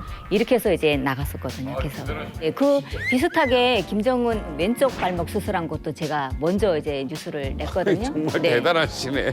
근데 그것도 역시 이제 내부 정보원들과의 그 유대 관계가 저는 제 진짜 사비를 털어서라도 도와주거든요. 그분들이 바쁠 때는. 그래서 그렇게 유대 관계를 오래 이어가다 보니까 그 친구들도 좋은 소식 있게 되면 비슷하게 뭐 삼지연 요새 삼지연은 불났는데 미련까지 들어가고 있는 것 같다. 삼지연 이제 불탄 산불 소식까지. 네, 산불 소식도 이제 제가 냈었거든요. 대박이다. 사실은 통일부도요, 실제로 납치되고 있다고 보고 있고 납치와 관련된 내용이 기자들에게도 매우 정보가 많이 들어옵니다. 그래서 북중 접경지 같은 경우에는 특히 단둥 이쪽은요, 사실 탈북자분들이 안 가시기를 권하고 있고 탈북자분들뿐만 아니라 관련 취재를 하는 기자들도 굉장히 위험하고요. 그 납치 방법이 진짜 우리 영화에서 보는 것처럼 봉고차가 그냥 길을 걸어가고 있는데 봉고차가 이렇게 훅 와서 태워서 그 길로 바로 북한으로 넘어간다는 거예요. 그래서 실제 외교부에서도 공식적으로 탈북민들 혹은 이제 관련자들의 그 북중 경계지의 여행이나 이런 걸 금지한 바 있습니다. 강미진 기자님 어떻게 보세요? 그 임지연 씨였나요? 네. 예. 저 얼마 전에 중국에 있는 한 정보원으로부터 임지연 씨에 대한 그 정보를 받았어요. 네. 사실 제가 쓰는 기사의 대부분이 북한 시장 경제 기사가 대부분인데요. 납치 관련해 가지고 제보가 들어왔기 때문에 저도 확인이 필요한 거잖아요. 그래서 어떻게 납치를 해갔냐 이제 여쭤봤더니 중국에 일단 들어와서 중국에 있는 칠버산 호텔에서 체포가 됐다고 합니다. 칠버산 호텔이 그 내부에 지하에서 북한 보위원들이 숙식을 하고 있다고 했고요. 칠버산 호텔에서 중국인 남편이 조금 도움을 줬나 봐요. 이제 칠버산 호텔까지 유인을 했고 또 거기서 이제 북한 보위부하고 협력을 해서 그래서 이제 석고붕대에서 갔다고 하는데 석고붕이 뭐예요? 석고붕대라고요. 딱 감싸면 굳어져요. 예. 그러니까 석고를 우리 기부스 하듯이 그렇죠. 했다는 네. 말씀이시죠? 그거 자, 그럼 요것도 한번 여쭤볼게요. 칠보산은 어디 위치해 있는 거예요? 칠버산 호텔은 아마 심양 쪽에 있지 않을까 싶습니다. 심양이요? 심양? 네. 심양이면 뭐 아직 북한 경계랑도 굉장히 먼 곳인데. 멀죠. 네. 그 남편이 유인을 했다는 거죠. 그러니까 엄마가 보고 싶다 하니까 돈을 보내자. 그래서 일단 돈을 먼저 송금을 했고요. 근데 송금한 과정에서 돈이 사고가 생겼다. 이러니까 임지연 씨는 급한 거잖아요. 그래서 중국에 오게끔 이제 그 남편이 좀 유도를 한 것 같다는 그런 추측이 있고요. 이게 작전을 그렇게 썼다는 거잖아요. 그렇죠. 네. 그래서 제가 북한 국경 군인들 보고 물어봤거든요. 압록강 쪽으로 해산 쪽으로 갔다고 하기 때문에 여쭤봤더니 모르는 거예요. 전혀. 군간임에도 불구하고 모르는. 그러면 이 임지연이는 자발적으로 건너간 게 아니다. 저는 그렇게 생각을 하는 거지. 그러니까 저도 이제 여기 앞에 있는 분들 같이 저도 기자 생활을 한 11년 했는데, 그러니까 이제 오랫동안 이제 북한의 국가안전 보위성에 대한 여러 가지 추적을 해왔거든요. 그래서 심양의 칠보산 호텔과 연길에 유경 호텔이 있는데, 이건 이제 90년대 후반에 우리 국정원이 철수를 합니다. 중국 동북 지역에서. 왜냐하면 이제 정책이 바뀌다 보니까. 그래서 그때 이제 그 북한의 국가안전 보위성의 유경부 부장이 김정일에게 이런 제안을 합니다. 동북 지역을 다시 장악을 하자. 그래서 동북 지역을 장악을 해야 북한 체제가 오래 갈 수 있다. 그런 제안을 김정일이가 사인하면서 그때 북한에 돈이 없었는데 막대한 돈을 투자해가지고 칠보산과 유경을 호텔을 만듭니다. 그래서 연길과 그 심양 지역에 국가안전 보위성의 아지트를 만들어내는 거죠. 북한 자본이 들어간 거예요? 들어간 겁니다. 예, 그래서 그 칠보산 같은 경우에는 이제 그 단동의 그 기업인 그 마사홍 그 회사 그 회장이 이제 지분 50% 되고 북한 국가안전 보위성이 50% 돼가지고 호텔을 만들었어요. 그러니까 이건 완전히 국가안전보위부의 아지트죠, 완전히. 그러다 보니까 그 호텔 안에서는 정보기관들이 와가지고 뭐 사람 잡아가다가 고문도 하고 뭐 끌고도 가고 뭐 별짓 다 하는 거죠, 거기서. 그래서 최근에 지금 중국이 그걸 막긴 막았는데 이 호텔이 생겨나면서 북한의 이제 그 동북 지역에서의 대외 공작이 정말 이제 공고화되고 이제 활발화되는 거죠. 그러니까 기존에는 탈북민들 이렇게 잡으면 뭐 두만강이나 압록강을 통해서 국경 지역을 통해서 북송을 시켰죠. 다 저기 매를 때려서 공포심을 줘서 이렇게 보냈는데 지금은 칠보산을 때 일단 먼저 감금을 합니다. 감금을 해서 그 안에서 일단 먼저 그 곱을 주고요. 그렇게 하고 북한에서 이 사람에 대한 여건을 만들어 가지고 나와서 중국 단동 지역에 들어와서 무역을 했던 상인처럼 여건을 만들어 가지고 이렇게 데리고 내간답니다. 이제는. 사실 납치를 한다는 것도 충격적인데 저는 궁금한 게 이 북한 보위부에서 중국까지 멀리 나와서 왜 우리 탈북민들을 납치해 가는 걸까요? 왜? 예, 그러니까 이제 그 2012년 김정은이 집권하면서 국가안전보위부의 그 탈북자 정책이 바뀝니다, 이게.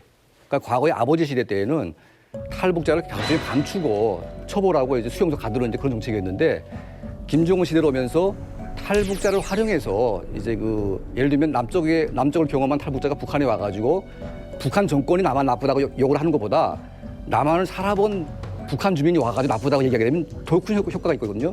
그래서 한 번 성공할 때마다 김정은이 너무 좋아하니까 국가안전보위성 중앙이 달라붙은 거예요. 중앙보위부가. 그래서 이제는 중앙보위부 차원에서 이제 그거 공작을 하기 때문에 아주 대대적으로 하고 있습니다, 지금. 이게 여기만 들어도 무서운데 그러면 한국에 지금 정착하고 있는 탈북민들 전체가 다 대상이 되는 거예요? 이거 어떻게 되는 겁니까? 실제로 저희 아버지가 받았습니다. 그런 전화를. 자, 근데 뭐라 이렇게 하냐면 고난의 행군 시기를 마무리 총화를 하겠다. 총화 짓기 전에 넘으면 니네 가족 살려줄게. 후에 들어오면 니네 가족 담보 못한다 이렇게 한단 말입니다. 근데 저희 집에 있는 그 위치상 삐라가 오는 위치가 아닙니다. 저희 집은. 근데 삐라 하나를 우리 아버지 운전석 앞에다가 예쁘게 붙여놓고 간 겁니다. 오늘 예쁘게 붙여놓고 간 겁니다. 오늘 아침에. 그 보는 순간 그냥 아버지도 그렇고 저도 그렇고 그냥 막 사시나무 떨리듯이 막 떨리는 겁니다. 그래서 삐라를 딱 보는 순간에 정말 예쁘게 붙여놓은 겁니다. 그러니까 불안을 조성을 하는 겁니다. 예, 느낄 수 있게. 그러면 김기석 기자님, 아니 이렇게 뭔가 이렇게 좀 찜찜하지만 의심스러운 전화나 연락을 받게 되는데 김 기자님도 그런 적 있으세요? 아니 내가 한 번은 단동쪽에서 전화가 왔어요. 내 전화번호를 어떻게 알았는지 알고 와서 도와달라는 거예요. 돈 갖고 제발 돈 좀 보내달라는 거예요. 내가 돈 갖고 어디까지 가면 자기가 나온다는 거예요. 그래서 나는 북한 시스템을 너보다 더 잘 알고 이거 정확히 하는데 내가 너한테 돈 준다고 해서 니께 다 가는 건 아니지 않니? 그래도 단 몇 프로라도 온다는 거예요. 그러지 말고 나한테서 돈 받아먹을 걱정과 노심초사 하지 말고 가족을 끌고 탈북에 나와라. 그러면 내가 집을 팔아서라도 너희 대한민국에 데려올게. 형 누님 그렇게 못해요. 고모 그렇게 못해요. 그 옆에서 뭔 말소리가 자꾸 나더라고요.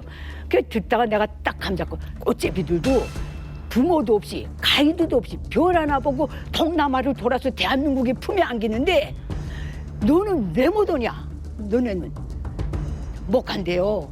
그럼 거기서 죽어! 하고 전화를 끊었어요. 내가 아예. 그렇지 않으면 걔도 죽고 나도 죽을 것 같더라고요. 잘못 다쳐놓으면 그다음에 다시 전화 안 와요. 일부러? 네. 여지를 두면 자꾸 또. 제가 진짜 좋아하는 친구인데 이제 북한 동생뻘이에요. 근데 걔가 작년도쯤에 이제 전화가 왔어요. 북한에서. 엄마가 전화가 처음에 왔는데 얘네는 연선 지역이라서 엄마랑 거의 이틀에 한 번씩 통화할 정도로 이제 자주 통화를 해요. 근데 어머니 목소리가 예전 같으면 이제 항상 편안한 목소리인데 덜덜덜덜 막 떨면서 이게 내가 어떤 귀한 분을 모시고 왔는데 놀라지 말고 전화 받아 이렇게 엄마가 직접 목소리를 전화하면서 바꿔준 거예요. 그래서 얘는 아무 생각 없이 이제 누구냐고 여보세요 이랬더니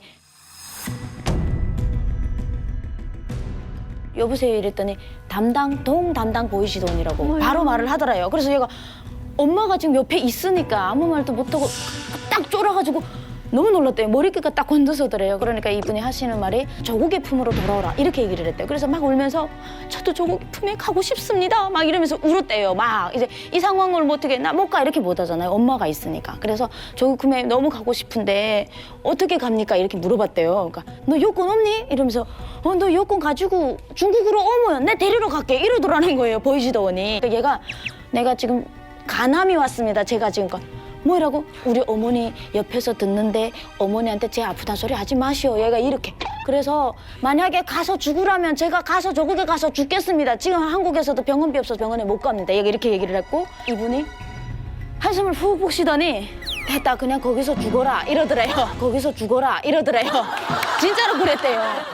북한의 기회 기쁘게 그 방식으로 한 3가지 정도를 제가 뽑아왔는데요. 첫 번째를 보시면 탈북민의 가족을 이용한다. 방금 전에도 저희 탈북민들 말씀해 주셨잖아요. 나의 피부치 가족들이 나를 위해서 와달라, 나를 만나달라라고 했을 때 워낙에 나의 가까운 사람들이 요청하는 거기 때문에 그걸 거절하지 못하고 그 북경 지역으로 가게 되는 거죠.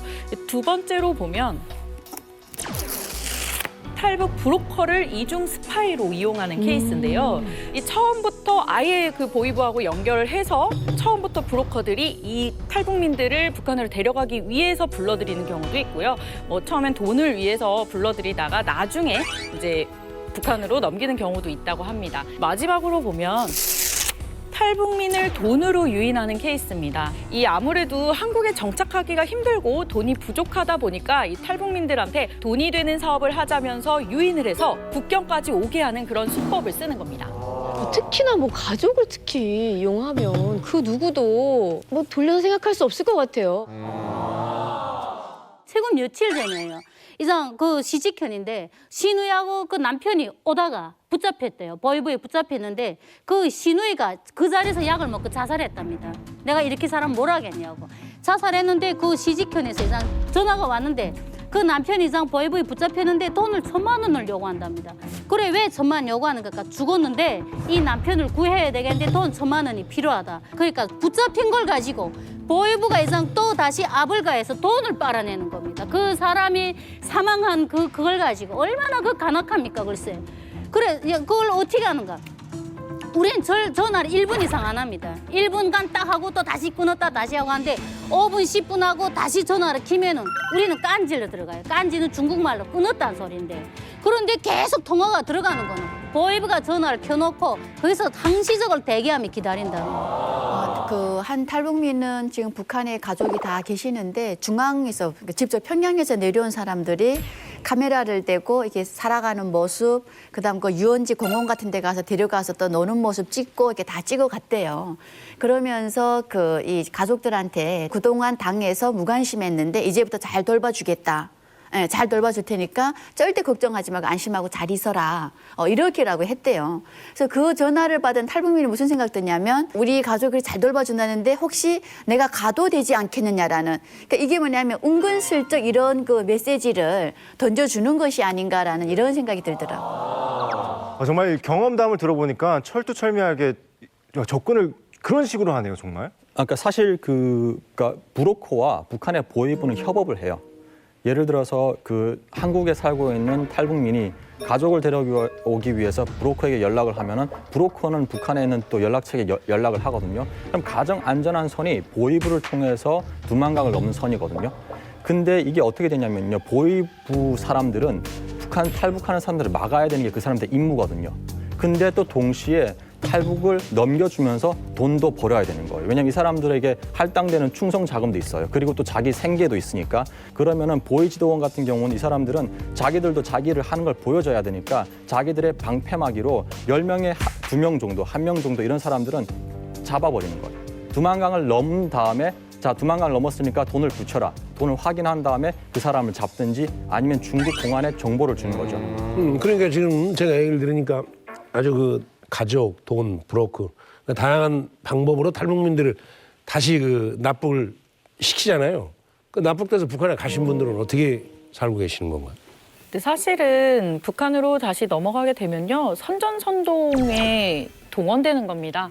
이게 저는 이제 조선중앙TV를 실시간으로 보고 있는데 조선중앙TV를 보면요. 거기에 나오시는 분들 뭐 다 아시겠지만 교육을 받고 정해진 워딩을 나와서 그대로 외워서 읽으시는 수준이거든요. 그냥 화면으로만 봐도 이분이 정말 얼굴 다 경직돼 있고 어떤 고문을 받았을까라는 생각이 머릿속에 막 상상으로 떠오를 만큼의 표정으로 나와서 말씀을 하시거든요. 네, 실제로 어떻게 선전을 하는지 저희가 영상을 준비했습니다. 함께 보시죠. 저는 함경북도 회령에서 살다가 2007년 12월 달에 몽골 사막을 거쳐서 결국은 남조선으로 들어가게 됐습니다. 형제 혈육을 다 어디다 두고 너 혼자 돌아왔느냐. 그 할머니가 그렇게 이제 눈물을 흘리시면서 수령님 끌어안고 그렇게 말씀하실 때 수령님 가슴이 얼마나 아프셨을까? 그걸 제가 아는 겁니다. 제가 아는 거예요. 그 책이 결국은 우리나라에 대한 비난이 됐고 죄송한 생각입니다. 진실하고 소박하면서도 굳센 사람들의 정신세계에 대하여 늦게나마 알고 깨우쳤기에 그들을 욕되게 하였던 책을 마침내 제 손으로 찢어버리는 것이다.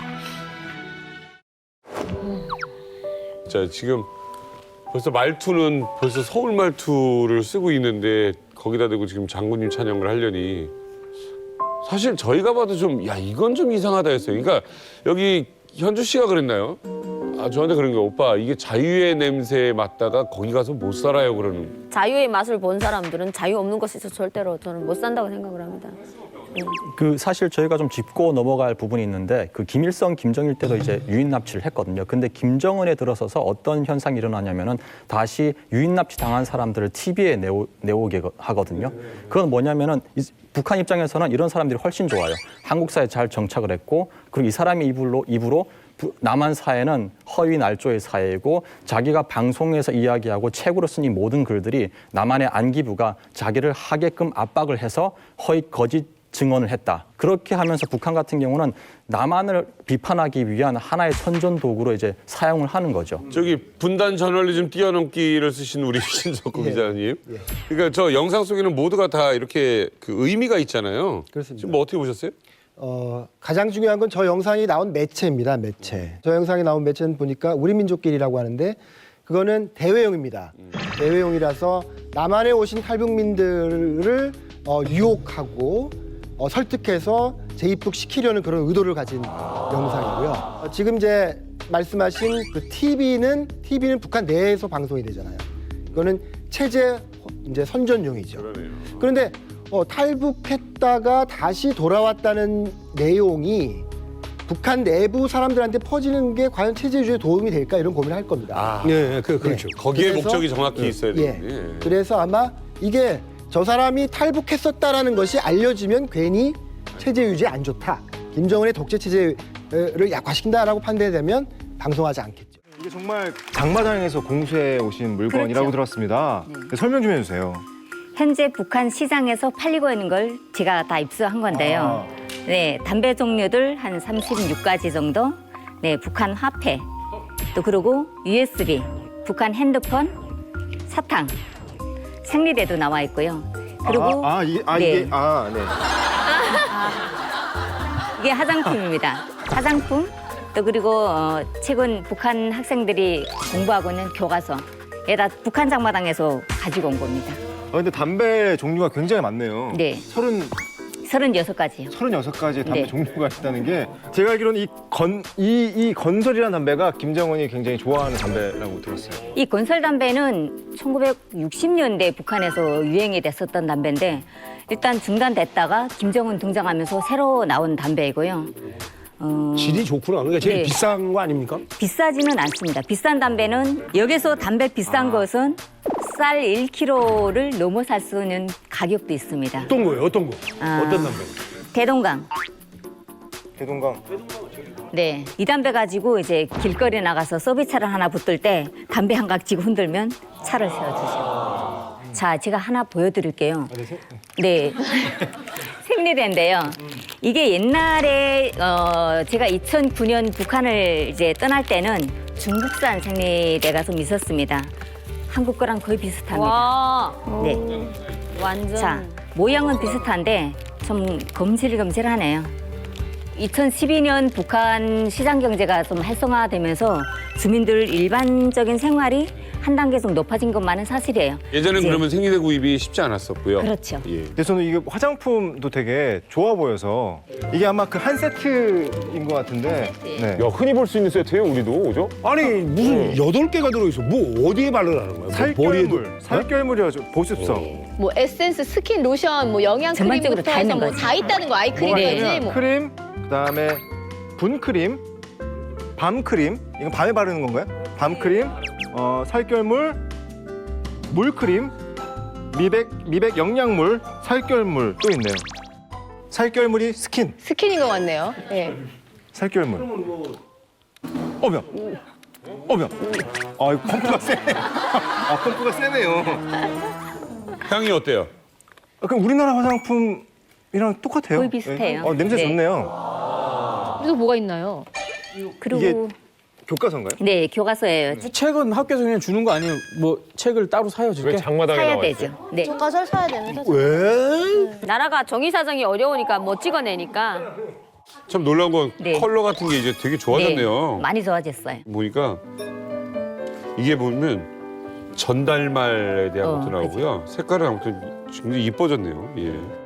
근데 저는 가장 궁금한 게 이 스마트폰인데 이게 진짜 스마트폰이 있네? 북한산 네. 스마트폰? 진짜 북한산 북한산 스마트폰. 아니 인터넷이 안 되는 거 아니에요? 인터넷이 안 돼요. 인터넷 안 되는데 스마트폰이 의미가 있어요? 네, 있어요. 북한에서만 사용할 수 있는. 일단 무게는 약간 좀 무겁고 좀 무거워요. 좀 투박한데 키면은 정말 스마트폰이고. 저 모양은 저 우리 거잖아요. 어. 배경화면이 똑같은데요? 아 그래요? 그리고 어플들 있고 넘기면 이렇게 어플들 있고 그리고 뭐 사진 찍는 거 있고 동영상 기능이 있고 그러니까 어플 있을 건 다 있어요. 핸드폰에서 어떤 기능이 나올 수 있냐면 게임을 할 수 있는 기능하고 서로 전화를 할 수 있는 그런 기능, 그리고 이 안에서 칩을 하나 사서 넣으면 노동신문을 다운받아서 받을 수 있어요. 그리고 조선중앙 TV도 볼 수 있고요. 그러니까 북한 내에서 별도의 유심칩을 사서 넣어야 그걸 다 볼 수 있는 거예요. 문자는 되나요, 문자? 여기 문자도 볼 수 있죠. 통보문이라고 적혀 있는데 통보문이 문자예요. 한국의 문자. 보기에는 스마트폰 같아요. 뭐 사전도 있고 뭐 게임 기능도 있고 게임 한번 볼까요? 게임 한번. 게임. 별짓가기라는 게임. 별짓가기.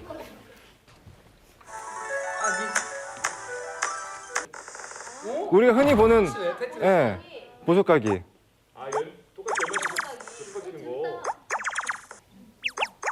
야, 근데 순식간에 적응 잘하시네. 게임 잘하시나 봐요? 잘하시네. 근데 저 승부욕이 게임은 있어서. 그 게임은 어차피 인터넷이 안 돼도 되는 게임이니까. 그렇지. 아니 근데 정말 장마당에 이렇게 스마트폰이 있다는 게 정말 너무 놀라운데 이게 가격이 어떻게 돼요? 핸드폰이 함경북도 기준으로 보니까 한 500원부터 또 700위안짜리도 있고 1100위안짜리도 있고요. 비싼 거는 4000위안짜리도 있어요. 네, 4000위안짜리는 한국 돈으로 한 67만 원 정도가 가게 되는데요. 북한 돈으로는 쌀 1톤을 사야 되는 거죠. 1톤이요? 네, 그렇죠. 1톤. 몇 년 약정 가능하죠? 휴대전화 가입자가 좀 몇 명 정도 돼요? 370만으로 알고 있습니다. 얼마 전에. 370만 명이요? 네, 그렇죠. 그렇게 많아요? 네, 가입자가 한 3, 4년 새 북한의 스마트폰 가입자가 엄청 가파르게 상승하고 있어요. 370만 명? 제가 9차례 방북 중에 가장 좀 인상적인 방북이 바로 저 때입니다. 2006년 10월에 1차 핵실험을 하고 한 달 뒤입니다. 핵실험을 북한이 한 지 한 달 뒤에 평양에 간 첫 기자입니다. 아마 세계에서도 첫 기자였는지 잘 모르겠지만 우리가 북한을 읽기 위해서는 그냥 보이는 그대로 보면 안 되고요. 저게 뭘 의미하는지를 봐야 되는데 저는 저기서 뭘 읽고 있냐면 북한 사람들이 참 정보가 부족하구나. 그래서 핵실험 전후에 도대체 주석궁에서는 그 김정일과 그 측근들 사이에서는 과연 뭐가 벌어지고 있느냐 그 정보를 지금 엄청나게 지금 탐색을 하는 그런 모습이라고 제가 해석을 해봤습니다. 그러니까 일반적으로 노동신문은 많이 접할 수 있는 신문이에요? 간부들만 볼 수 있어요. 노동신문도 일반인이 보는 게 아니고요. 노동신문을 받아볼 수 있는 계급이 따로 있어요. 그래요? 아무나 볼 수 있는 게 아니에요. 그래서 배달이 돼요. 그럼 일반인들은 무슨 신문 봐요? 못 봐요. 없어요. 남이 보다 찌꺼기 이제. 보다 찌꺼.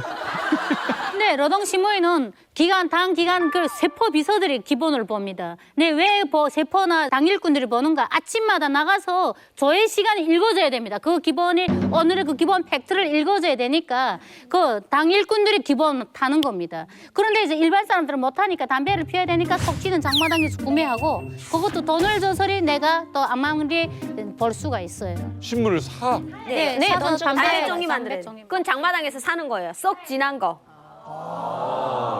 내가 북한 기자로서 노동신문에 대해서 얘기를 하겠는데요. 우린 출근하면 노동신문이 다 부서마다 와 있어요. 그러면 우리 북한의 제일 최고 정책 기자들도 1, 2면은 안 봐요. 속지를 뽑아서 봐요. 속지에는 남조선 소식, 그다음에 국제 소식이 딱 있는 거예요. 그것만 눈알을 발가매고 보는 거예요. 외부 세계를 너무 알고 싶어서. 김 기자님이 그 노동신문 속지에 남조선 소식을 본다고 하셨잖아요. 저희는 그걸 어떻게 활용하냐면 그 노동신문이 보도한 남조선 소식의 톤을 보고 지금 남북관계가 좋은 건지 나쁜 건지를 알 수 있어요. 맞아요. 네. 그것도 또 맞아요. 왜냐하면 남북관계는 밑으로 이루어지잖아요. 대화가. 그렇죠. 그래서 노동신문에 남한 소식이 막 험한 욕이 나오고 막 제목에 막 그냥 남조선 뭐 제국지 뭐 이렇게 나오면 뭔가 안 되는 거예요. 근데 어느 순간 갑자기 그 톤이 낮아져. 남한과도 뭐 잘 지내 이런 얘기가 나오면 뭔가 아래서 협상이 이루어집니다. 그건 어떻게 보신 거예요? 네, 그건 저희들은 맞아요. 그런 용도로 노동신문을 봅니다. 군용차잖아요. 군용차요. 군부에 몰려있는 경제력을 상징하는 거지. 군트럭. 네, 군부가 어디선가 잘 익은 배추를 잘 나쁜 말로 수탈한 거죠. 두 번째는 뭐냐면 저 차는 군대의 차인데 그 군대 차를 돈 많은 돈주가 돈 내고 빌려 쓸 수가 있죠. 그렇지. 돈주가 돈을 내고 빌려서 지금 저 배추를 어디론가 팔러 가는 겁니다, 지금. 그거는 뭐냐? 북한에 만연하고 있는 시장 경제의 단면을 보여주는 장면이다라고 해석할 수 있는 거죠. 물론 저 트럭 운전사를 제가 인터뷰하지 못했기 때문에 진실을 알 수 없죠. 하지만 그런 정도의 상상을 할 수 있습니다. 중요한 것은 최근 연간에 힘없는 기업사는 아예 그 배추를 배송받을 수 있는 꿈도 못 꾼다는 겁니다. 아니 중요한 그리고 저는 배추를 보니까 내가 안쓰러운 게 우리 한국에 오니까 한국에 100통이면은 우리 북한이 한 600통 가량입니다. 맞아요. 배추 있고 포기수 이걸 쫙 보면은 이파리가 다르죠. 야 너무나도 진짜 내가 저런 데서 살았구나 저런 배추 김치를 먹고 살았구나 그런 생각이 듭니다. 지방에서는요, 저 차가 가게 되면 신탄차, 그 목탄차가 가게 때문에 저렇게 가득 실어놓으면 벌벌 기어가요. 사람이 걸어가는 것보다 더 늦어요. 그러니까 조그만 애들이 엄마한테 칭찬받겠다고 그 적재함에 매달려가지고 배추를 뽑아요. 뽑아서 바닥에다 떨어지게 되면 다른 애가 막 주워가지고 이만큼 가져서 엄마한테 엄마 내가 훔쳐왔다 그래 잘했다. 평양 시내 유치원입니다. 유아원. 저 사진을 저희 사진부 기자가 찍었어요. 근데 저는 같이 갔는데 저걸 못 봤어요. 그래서 저 사진을 찍은 걸 서울에 와서 봤는데 불사 육아원에도 핵 강국의 구호가 붙어 있다는 겁니다. 저걸 붙여놓고 한국인 관광객들을 데리고 가는 거죠. 그래서 그걸 홍보하고 싶은 거예요, 북한이. 우리는 어린 아이들도 핵 보유국이 된 것을 알고 있고 과 논다. 네, 그것을 자랑하고 있다라는 자랑을 하고 싶은 거예요. 궁금한 게 있는데 저 말을 그러니까 우리나라 유치원 아이들은 저 못 알아들을 것 같거든요. 근데 제가 유치원 말하고 북한 아이는 싶은 게 알아듣나요? 반론을 네. 얘기하면 저거는 저 유치원에만 있었습니다. 분명하게. 한국 기자들이 오기 때문에 미리 세팅을 해놓은 거예요. 보통 유치원 애들 그 구호 같은 게 있어도요. 유치원 애들 동심에 맞게 미국놈 때려 부시자요. 뭐 이렇게 쓰든지 예. 미국놈 때려 잡는 군사놀이 신나요. 그 애들 이렇게 이런 게 있어요. 그게 공신적이에요. 예. 예. 애들이 동심에 맞잖아요. 신나요. 근데 저거는 분명 기자들이 여기 올 거니까 우리는 유치원 애들도 이렇게 보여주고 있고 너희가 봐라라는 걸 보여주기 위해서 세팅되어 있는 거예요. 그 사실 아마 저 기자님들 가시기 전에 저 자리에는 세상에 부럼 없어라 라는 아마 구호가 있을 거예요. 대부분의 유치원에 가면 그 문구가 가장 크게 붙어 있는데 찌기들 그 뒤에 써 있는 것까지 잘. 기자님들이 아마 오셨기 때문에 저 문구를 하지 않았나 저는 그렇게 생각합니다. 네, 이번에는 이제 6차 핵실험 직후에 저희 동아일보가 입수한 사진 3장을 보시겠습니다. 저기는 남포시입니다. 남포시는 우리나라로 치면 인천 같은 곳입니다. 남포시에 저 걸린 구호가 지금 보십시오. 물론 핵은 아니죠. 핵은 아니고 교육을 잘하자 이런 취지의 구호가 지금 붙어 있습니다. 저거 제대로 한번 읽어드리겠습니다. 온 사회의 주체 사상화의 요구에 맞게 교육 사업을 더 발전시키자. 와 대박이다. 저 밑에 글씨는 무슨 말이에요? 바다는 영광. 아마 딱 바다 제목 보면 바다는 영광을 정말 200% 계획을 완성하는 걸로 보답하자. 뭐 이따오 내용이겠지. 저기 중학교 뒤에요. 네, 학교 저 지금 책처럼 저 지금 저기 보이시죠? 왜 중학교가 있어요? 아니요, 저게 중학교 뒷벽이에요. 왜냐면 북한 중학교에 지금 오른쪽 벽에 보면 책이 펼쳐져 있잖아요. 어디요? 저 등같이 생긴 거 네, 가로등처럼 생긴 거. 가로등이 아니고 저게 지금 책이거든요. 이제 중학교 옆에 중학교가 다 브랜드가 이제 공부를 하는 데잖아요. 그래서 제가 보기에는 저게 지금 중학교 화장실 변속한 뒷벽이에요. 저 앞에 파란 거는 학교고요. 아까 우리가 2006년의 사진하고 비교를 하자면 만약에 남포에 이번에 핵구호가 없었다면 그건 무슨 의미일까? 벌써 북한은 2006년 11월에 이미 10월에 1차 핵실험을 하고 자기들이 핵보유국이라고 이미 다 홍보를 해버렸습니다. 네, 2006년 10월부터 핵보유국인 겁니다. 주민들에게. 좀 궁금한 게 1차 핵실험 이후랑 최근에 핵실험했을 때 이후에 어쨌든 사진상으로는 이렇게 변화된 모습이 보이는데 정말 그 북한 주민들의 생각도 좀 뭔가 바뀐 게 있을까요? 옛날에 그 핵미사일 쏴올렸다면 되게 그 자기 나라의 궁지로 그 진짜 나라 재산으로 되게 막 환호하고 했댔는데 최근에 뭐 핵미사일 쐈다면 에이구 나라에 돈도 없는데 그런 거 자꾸 싸고 인민들은 쩔쩔 굶는데 그런 거 왜 자꾸 만들어내냐고. 그런 얘기들을 해요. 사람들이 사는 건 힘들고 하니까 아니 하늘에다 대고 무슨 인공지구 위성을 저렇게 많이 쌓아 올리고 왜 이렇게 우리 사람들이 먹고 살기 힘든데 자꾸 쌓아 올리냐. 그러면은 이거는 자기너를 위한 거지 우리 북한 주민들을 위한 건 아니다. 이제 사람들이 그렇게 많은 인색을 하고 있어요. 이거는 2002년 아마 10월인 것 같은데요. 평양시 내에 금강산 판매소라는 데가 있어요. 저 때만 해도 남한 사람, 외국 사람들 정도만 가서 뭘 사고 그럴 수 있었어요. 그러니까 북한 사람들이 뭘 사고 팔고 하는 장면을 저희가 볼 수가 없었죠. 지금 저 사진이 의미하는 거는 그 당시 2002년 7월 1일 기해서 경제관리 개선 조치를 하면서 김정일 정권이 돈이 필요했던 겁니다. 그래서 남한 사람들을 불러서 물건도 팔고 체재비도 받고 그렇게 하고 아리랑도 보여주고 아리랑 보면 돈 내고 서커스 보여주고 그런 겁니다. 제가 한 3박 4일 정도 가거든요. 한번 가면. 그때 드는 돈이 정확히 여기서 뉴욕에 3박 4일 출장 갔다 오는 돈과 같습니다. 와. 진짜 나야. 아, 뭐 명품 백 사신 것도 아닌데. 예, 저기서 남한 사람이 물건을 사면 남한 수준의 가격으로 사야 됩니다. 절대 싸지 않습니다. 근데 두 번째 사진이 좀 더 의미 있는 사진인데요. 이거는 2005년 7월 무렵입니다. 관광객들 대거 불러다가 뭔가 팔고 있죠. 그런데 저 장소가 어디냐? 바로 김일성 주석이 태어났다는 만경대 고향집 앞입니다. 성지인데 성지. 굉장히 충격적인 장면이에요. 김일성 주석이 태어난 성지라고 하는 곳에 남한 사람들을 100명 불러놓고 그 사람들의 달러를 벌기 위해서 매대를 차렸다. 저는 저것이 그 당시 북한 경제개혁의 핵심이다라고 생각을 했고 역시 내려와서 동아일보에 일면 톱으로 저 사진과 함께 기사를 썼죠. 네, 저는 이 사진을 보고 또 한 번 충격을 받았습니다. 드디어 대동강에 유람선이 있습니다. 네. 우리 한강에도 있잖아요.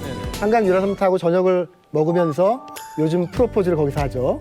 젊은 남녀들이. 그런데 그런 배가 대동강에도 떴네요. 저런 배는 없었죠, 정말로. 예. 이게 최근인가요? 네. 올해, 그러니까 지난해 찍은 최근 사진이고요. 지금 저 대동강 배에 안에 들어가 봤더니 우와, 생물주 봐. 아까 그 배가 그렇게 크잖아. 우와, 잘 해놨다.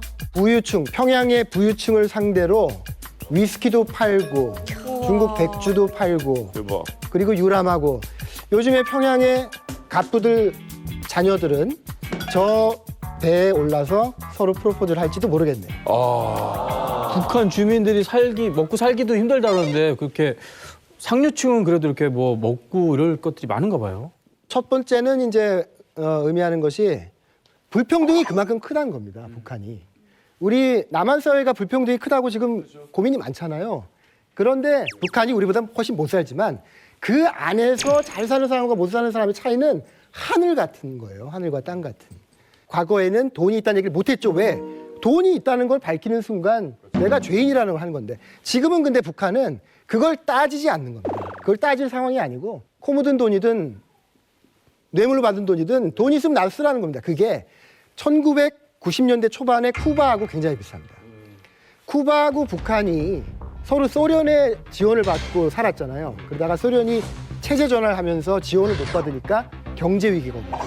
쿠바도 특별한 시기라는 경제 위기가 있고 여기는 고난의 인군인데 쿠바의 피델 카스트로는 그때 바로 1990년대 초에 같은 선언을 했습니다. 어떤 달러든 묻지 않겠다. 나와서 써라. 대신에 국가가 달러 상점을 열어주겠다 하는 개혁 조치를 공식적으로 발표하죠. 근데 북한은 그때 그렇게 하지 않고요.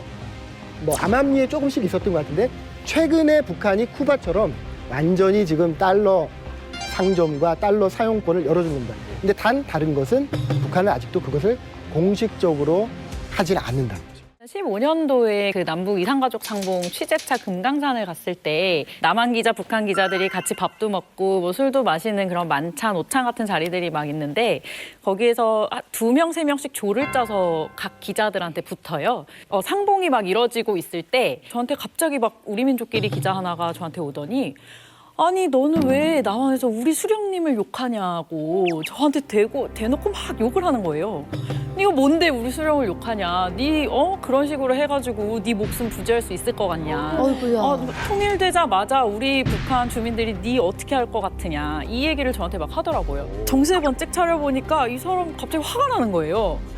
네 뭔데 나한테? 그래서 제가 거기서부터 이제 같이 따지기 시작을 했죠. 너네도 우리 대통령 똑같이 욕하지 않냐? 그렇죠. 아니 그 기자가 당연히 잘못이 있으면 잘못했다라고 짚어주는 게 기자지. 똑같이 막 맞받아쳤더니 그 다음부터 어떻게 했냐면 제 기사를 하나하나 읊으면서 얘기하는 거예요. 네가 이 기사 이렇게 썼는데 그건 이게 아니고 저건 이렇게 썼는데 이건 이게 아니고 제 기사를 처음부터 끝까지 막 읊으면서 진짜 막 얘기를 하는데 소름이 돋더라고요. 그럼 다 봤다는 얘기네요. 다 봤다. 아마 오기 전에 공부를 하고 왔겠죠. 제 담당이었을 테니까. 그래서 이분이 이제 제가 이제 취재를 끝내고 남한으로 돌아왔죠.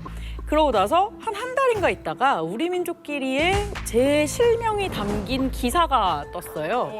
저를 만났던 그 기자가 쓴 기사였는데 제가 그분한테 절대 앞으로는 다시는 우리 수령님을 욕하지 않겠다라고 선언을 했다는 거예요. 그래서 당시 북한에서 어떤 기사가 났는지 저희가 준비했습니다. 보시죠.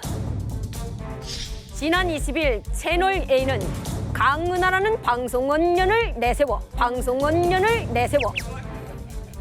필요한 외화를 충당하려고 더 많은 근로자들을 파견한 상황이라느니 할당량을 채우지 못한 근로자들이 처벌을 피해 가족들과 함께 몸을 숨기고 있다느니 모략 보도를 도맡아 하는 데 대해 응당한 추궁을 받았다.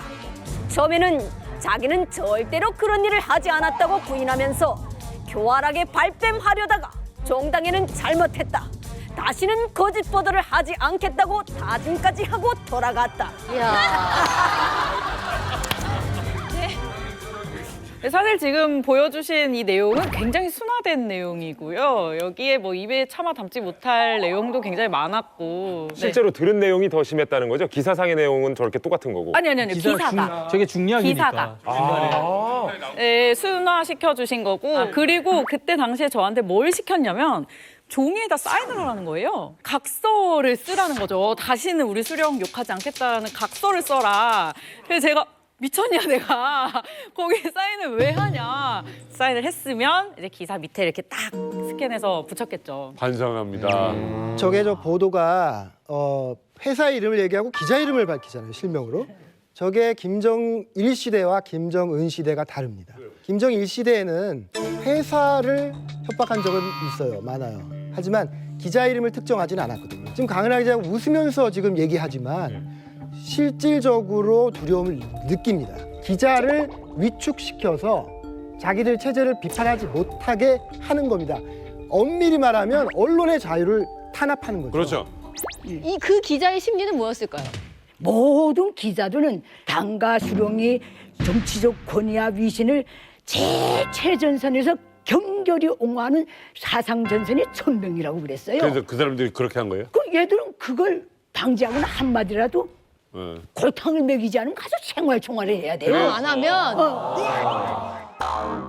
조카 만나서 유아하게 행동했다. 이렇게.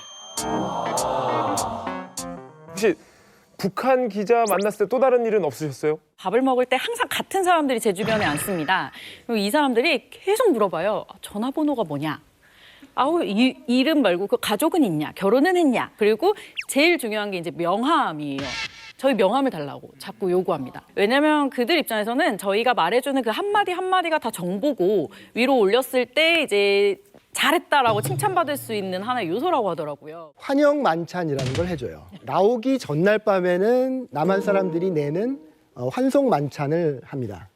그 안내원들이 한 20명 정도 나왔는데, 감시하는 사람들이 나왔는데, 신 선생 나는 술을 좋아하니까 좀 먹읍시다. 그러고 계속 소주를 맥주 글라스에 따라줘요.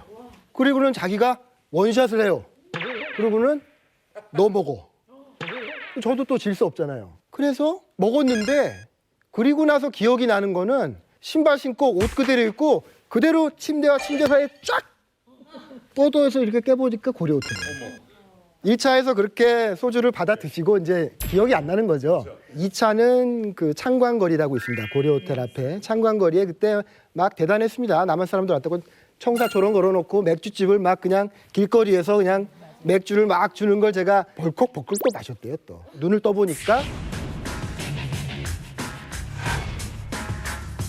어떤 강인데 나와 같이 갔던 남자, 대한민국 남자 두 분이 양옆에 앉아 있고 그 문제의 안내원 둘이 있고 앞에 북한 여성 3명이 앉아 있어요. 대박. 어머. 어떡해. 그 순간 야, 큰일 났다. 나 여기서 못 내려갈 수도 있겠다. 여기서 잘못하면. 그때 본능적으로 정신이 들었어요. 그래서 제가 술을 깨려고 이렇게 했습니다. 의자를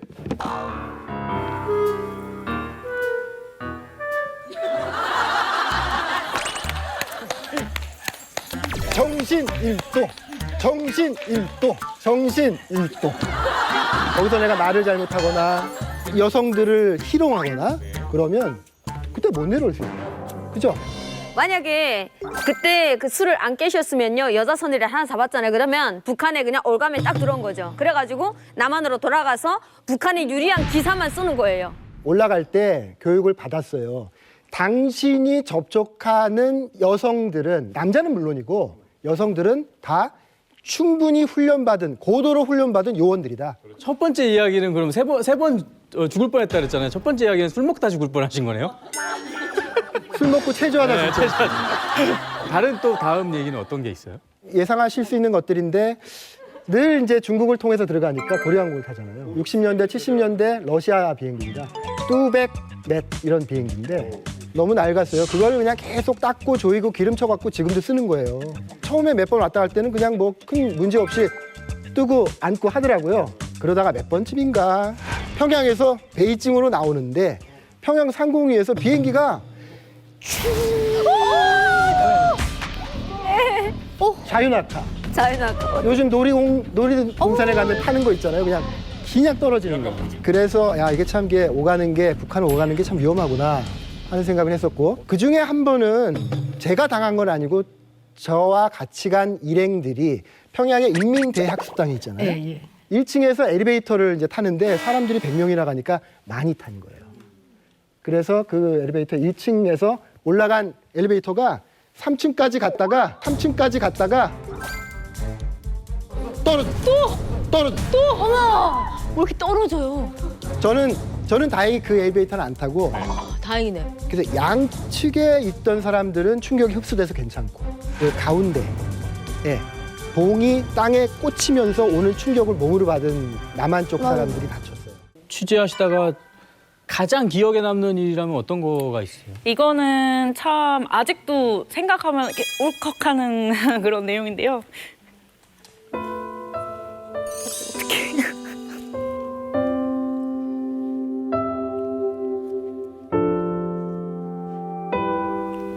잠시만요. 정말 죄송합니다. 휴지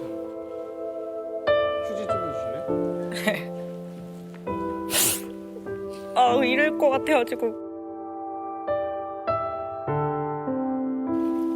아니 어떤 일이 있으셨길래 말씀도 하시기 전에 이렇게 울컥 네, 계시는 건지 궁금하네요.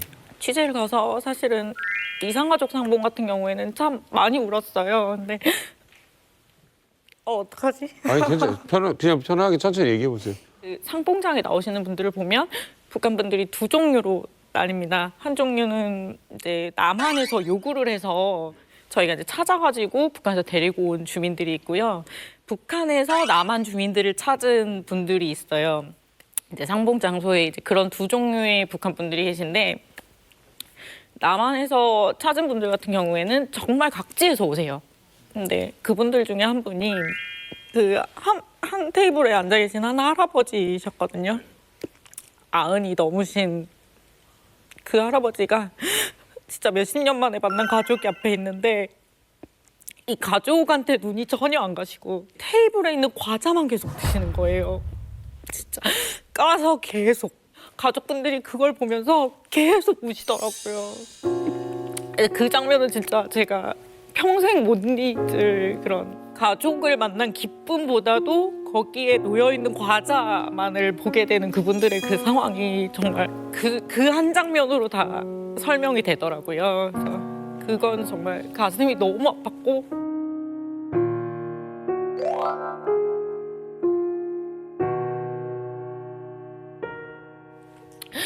그때 이후로 되게 북한 보도에 대해서 더욱 사명감을 가지고 취재를 하고 보도를 해야겠다는 생각을 다지고 넘어왔었던.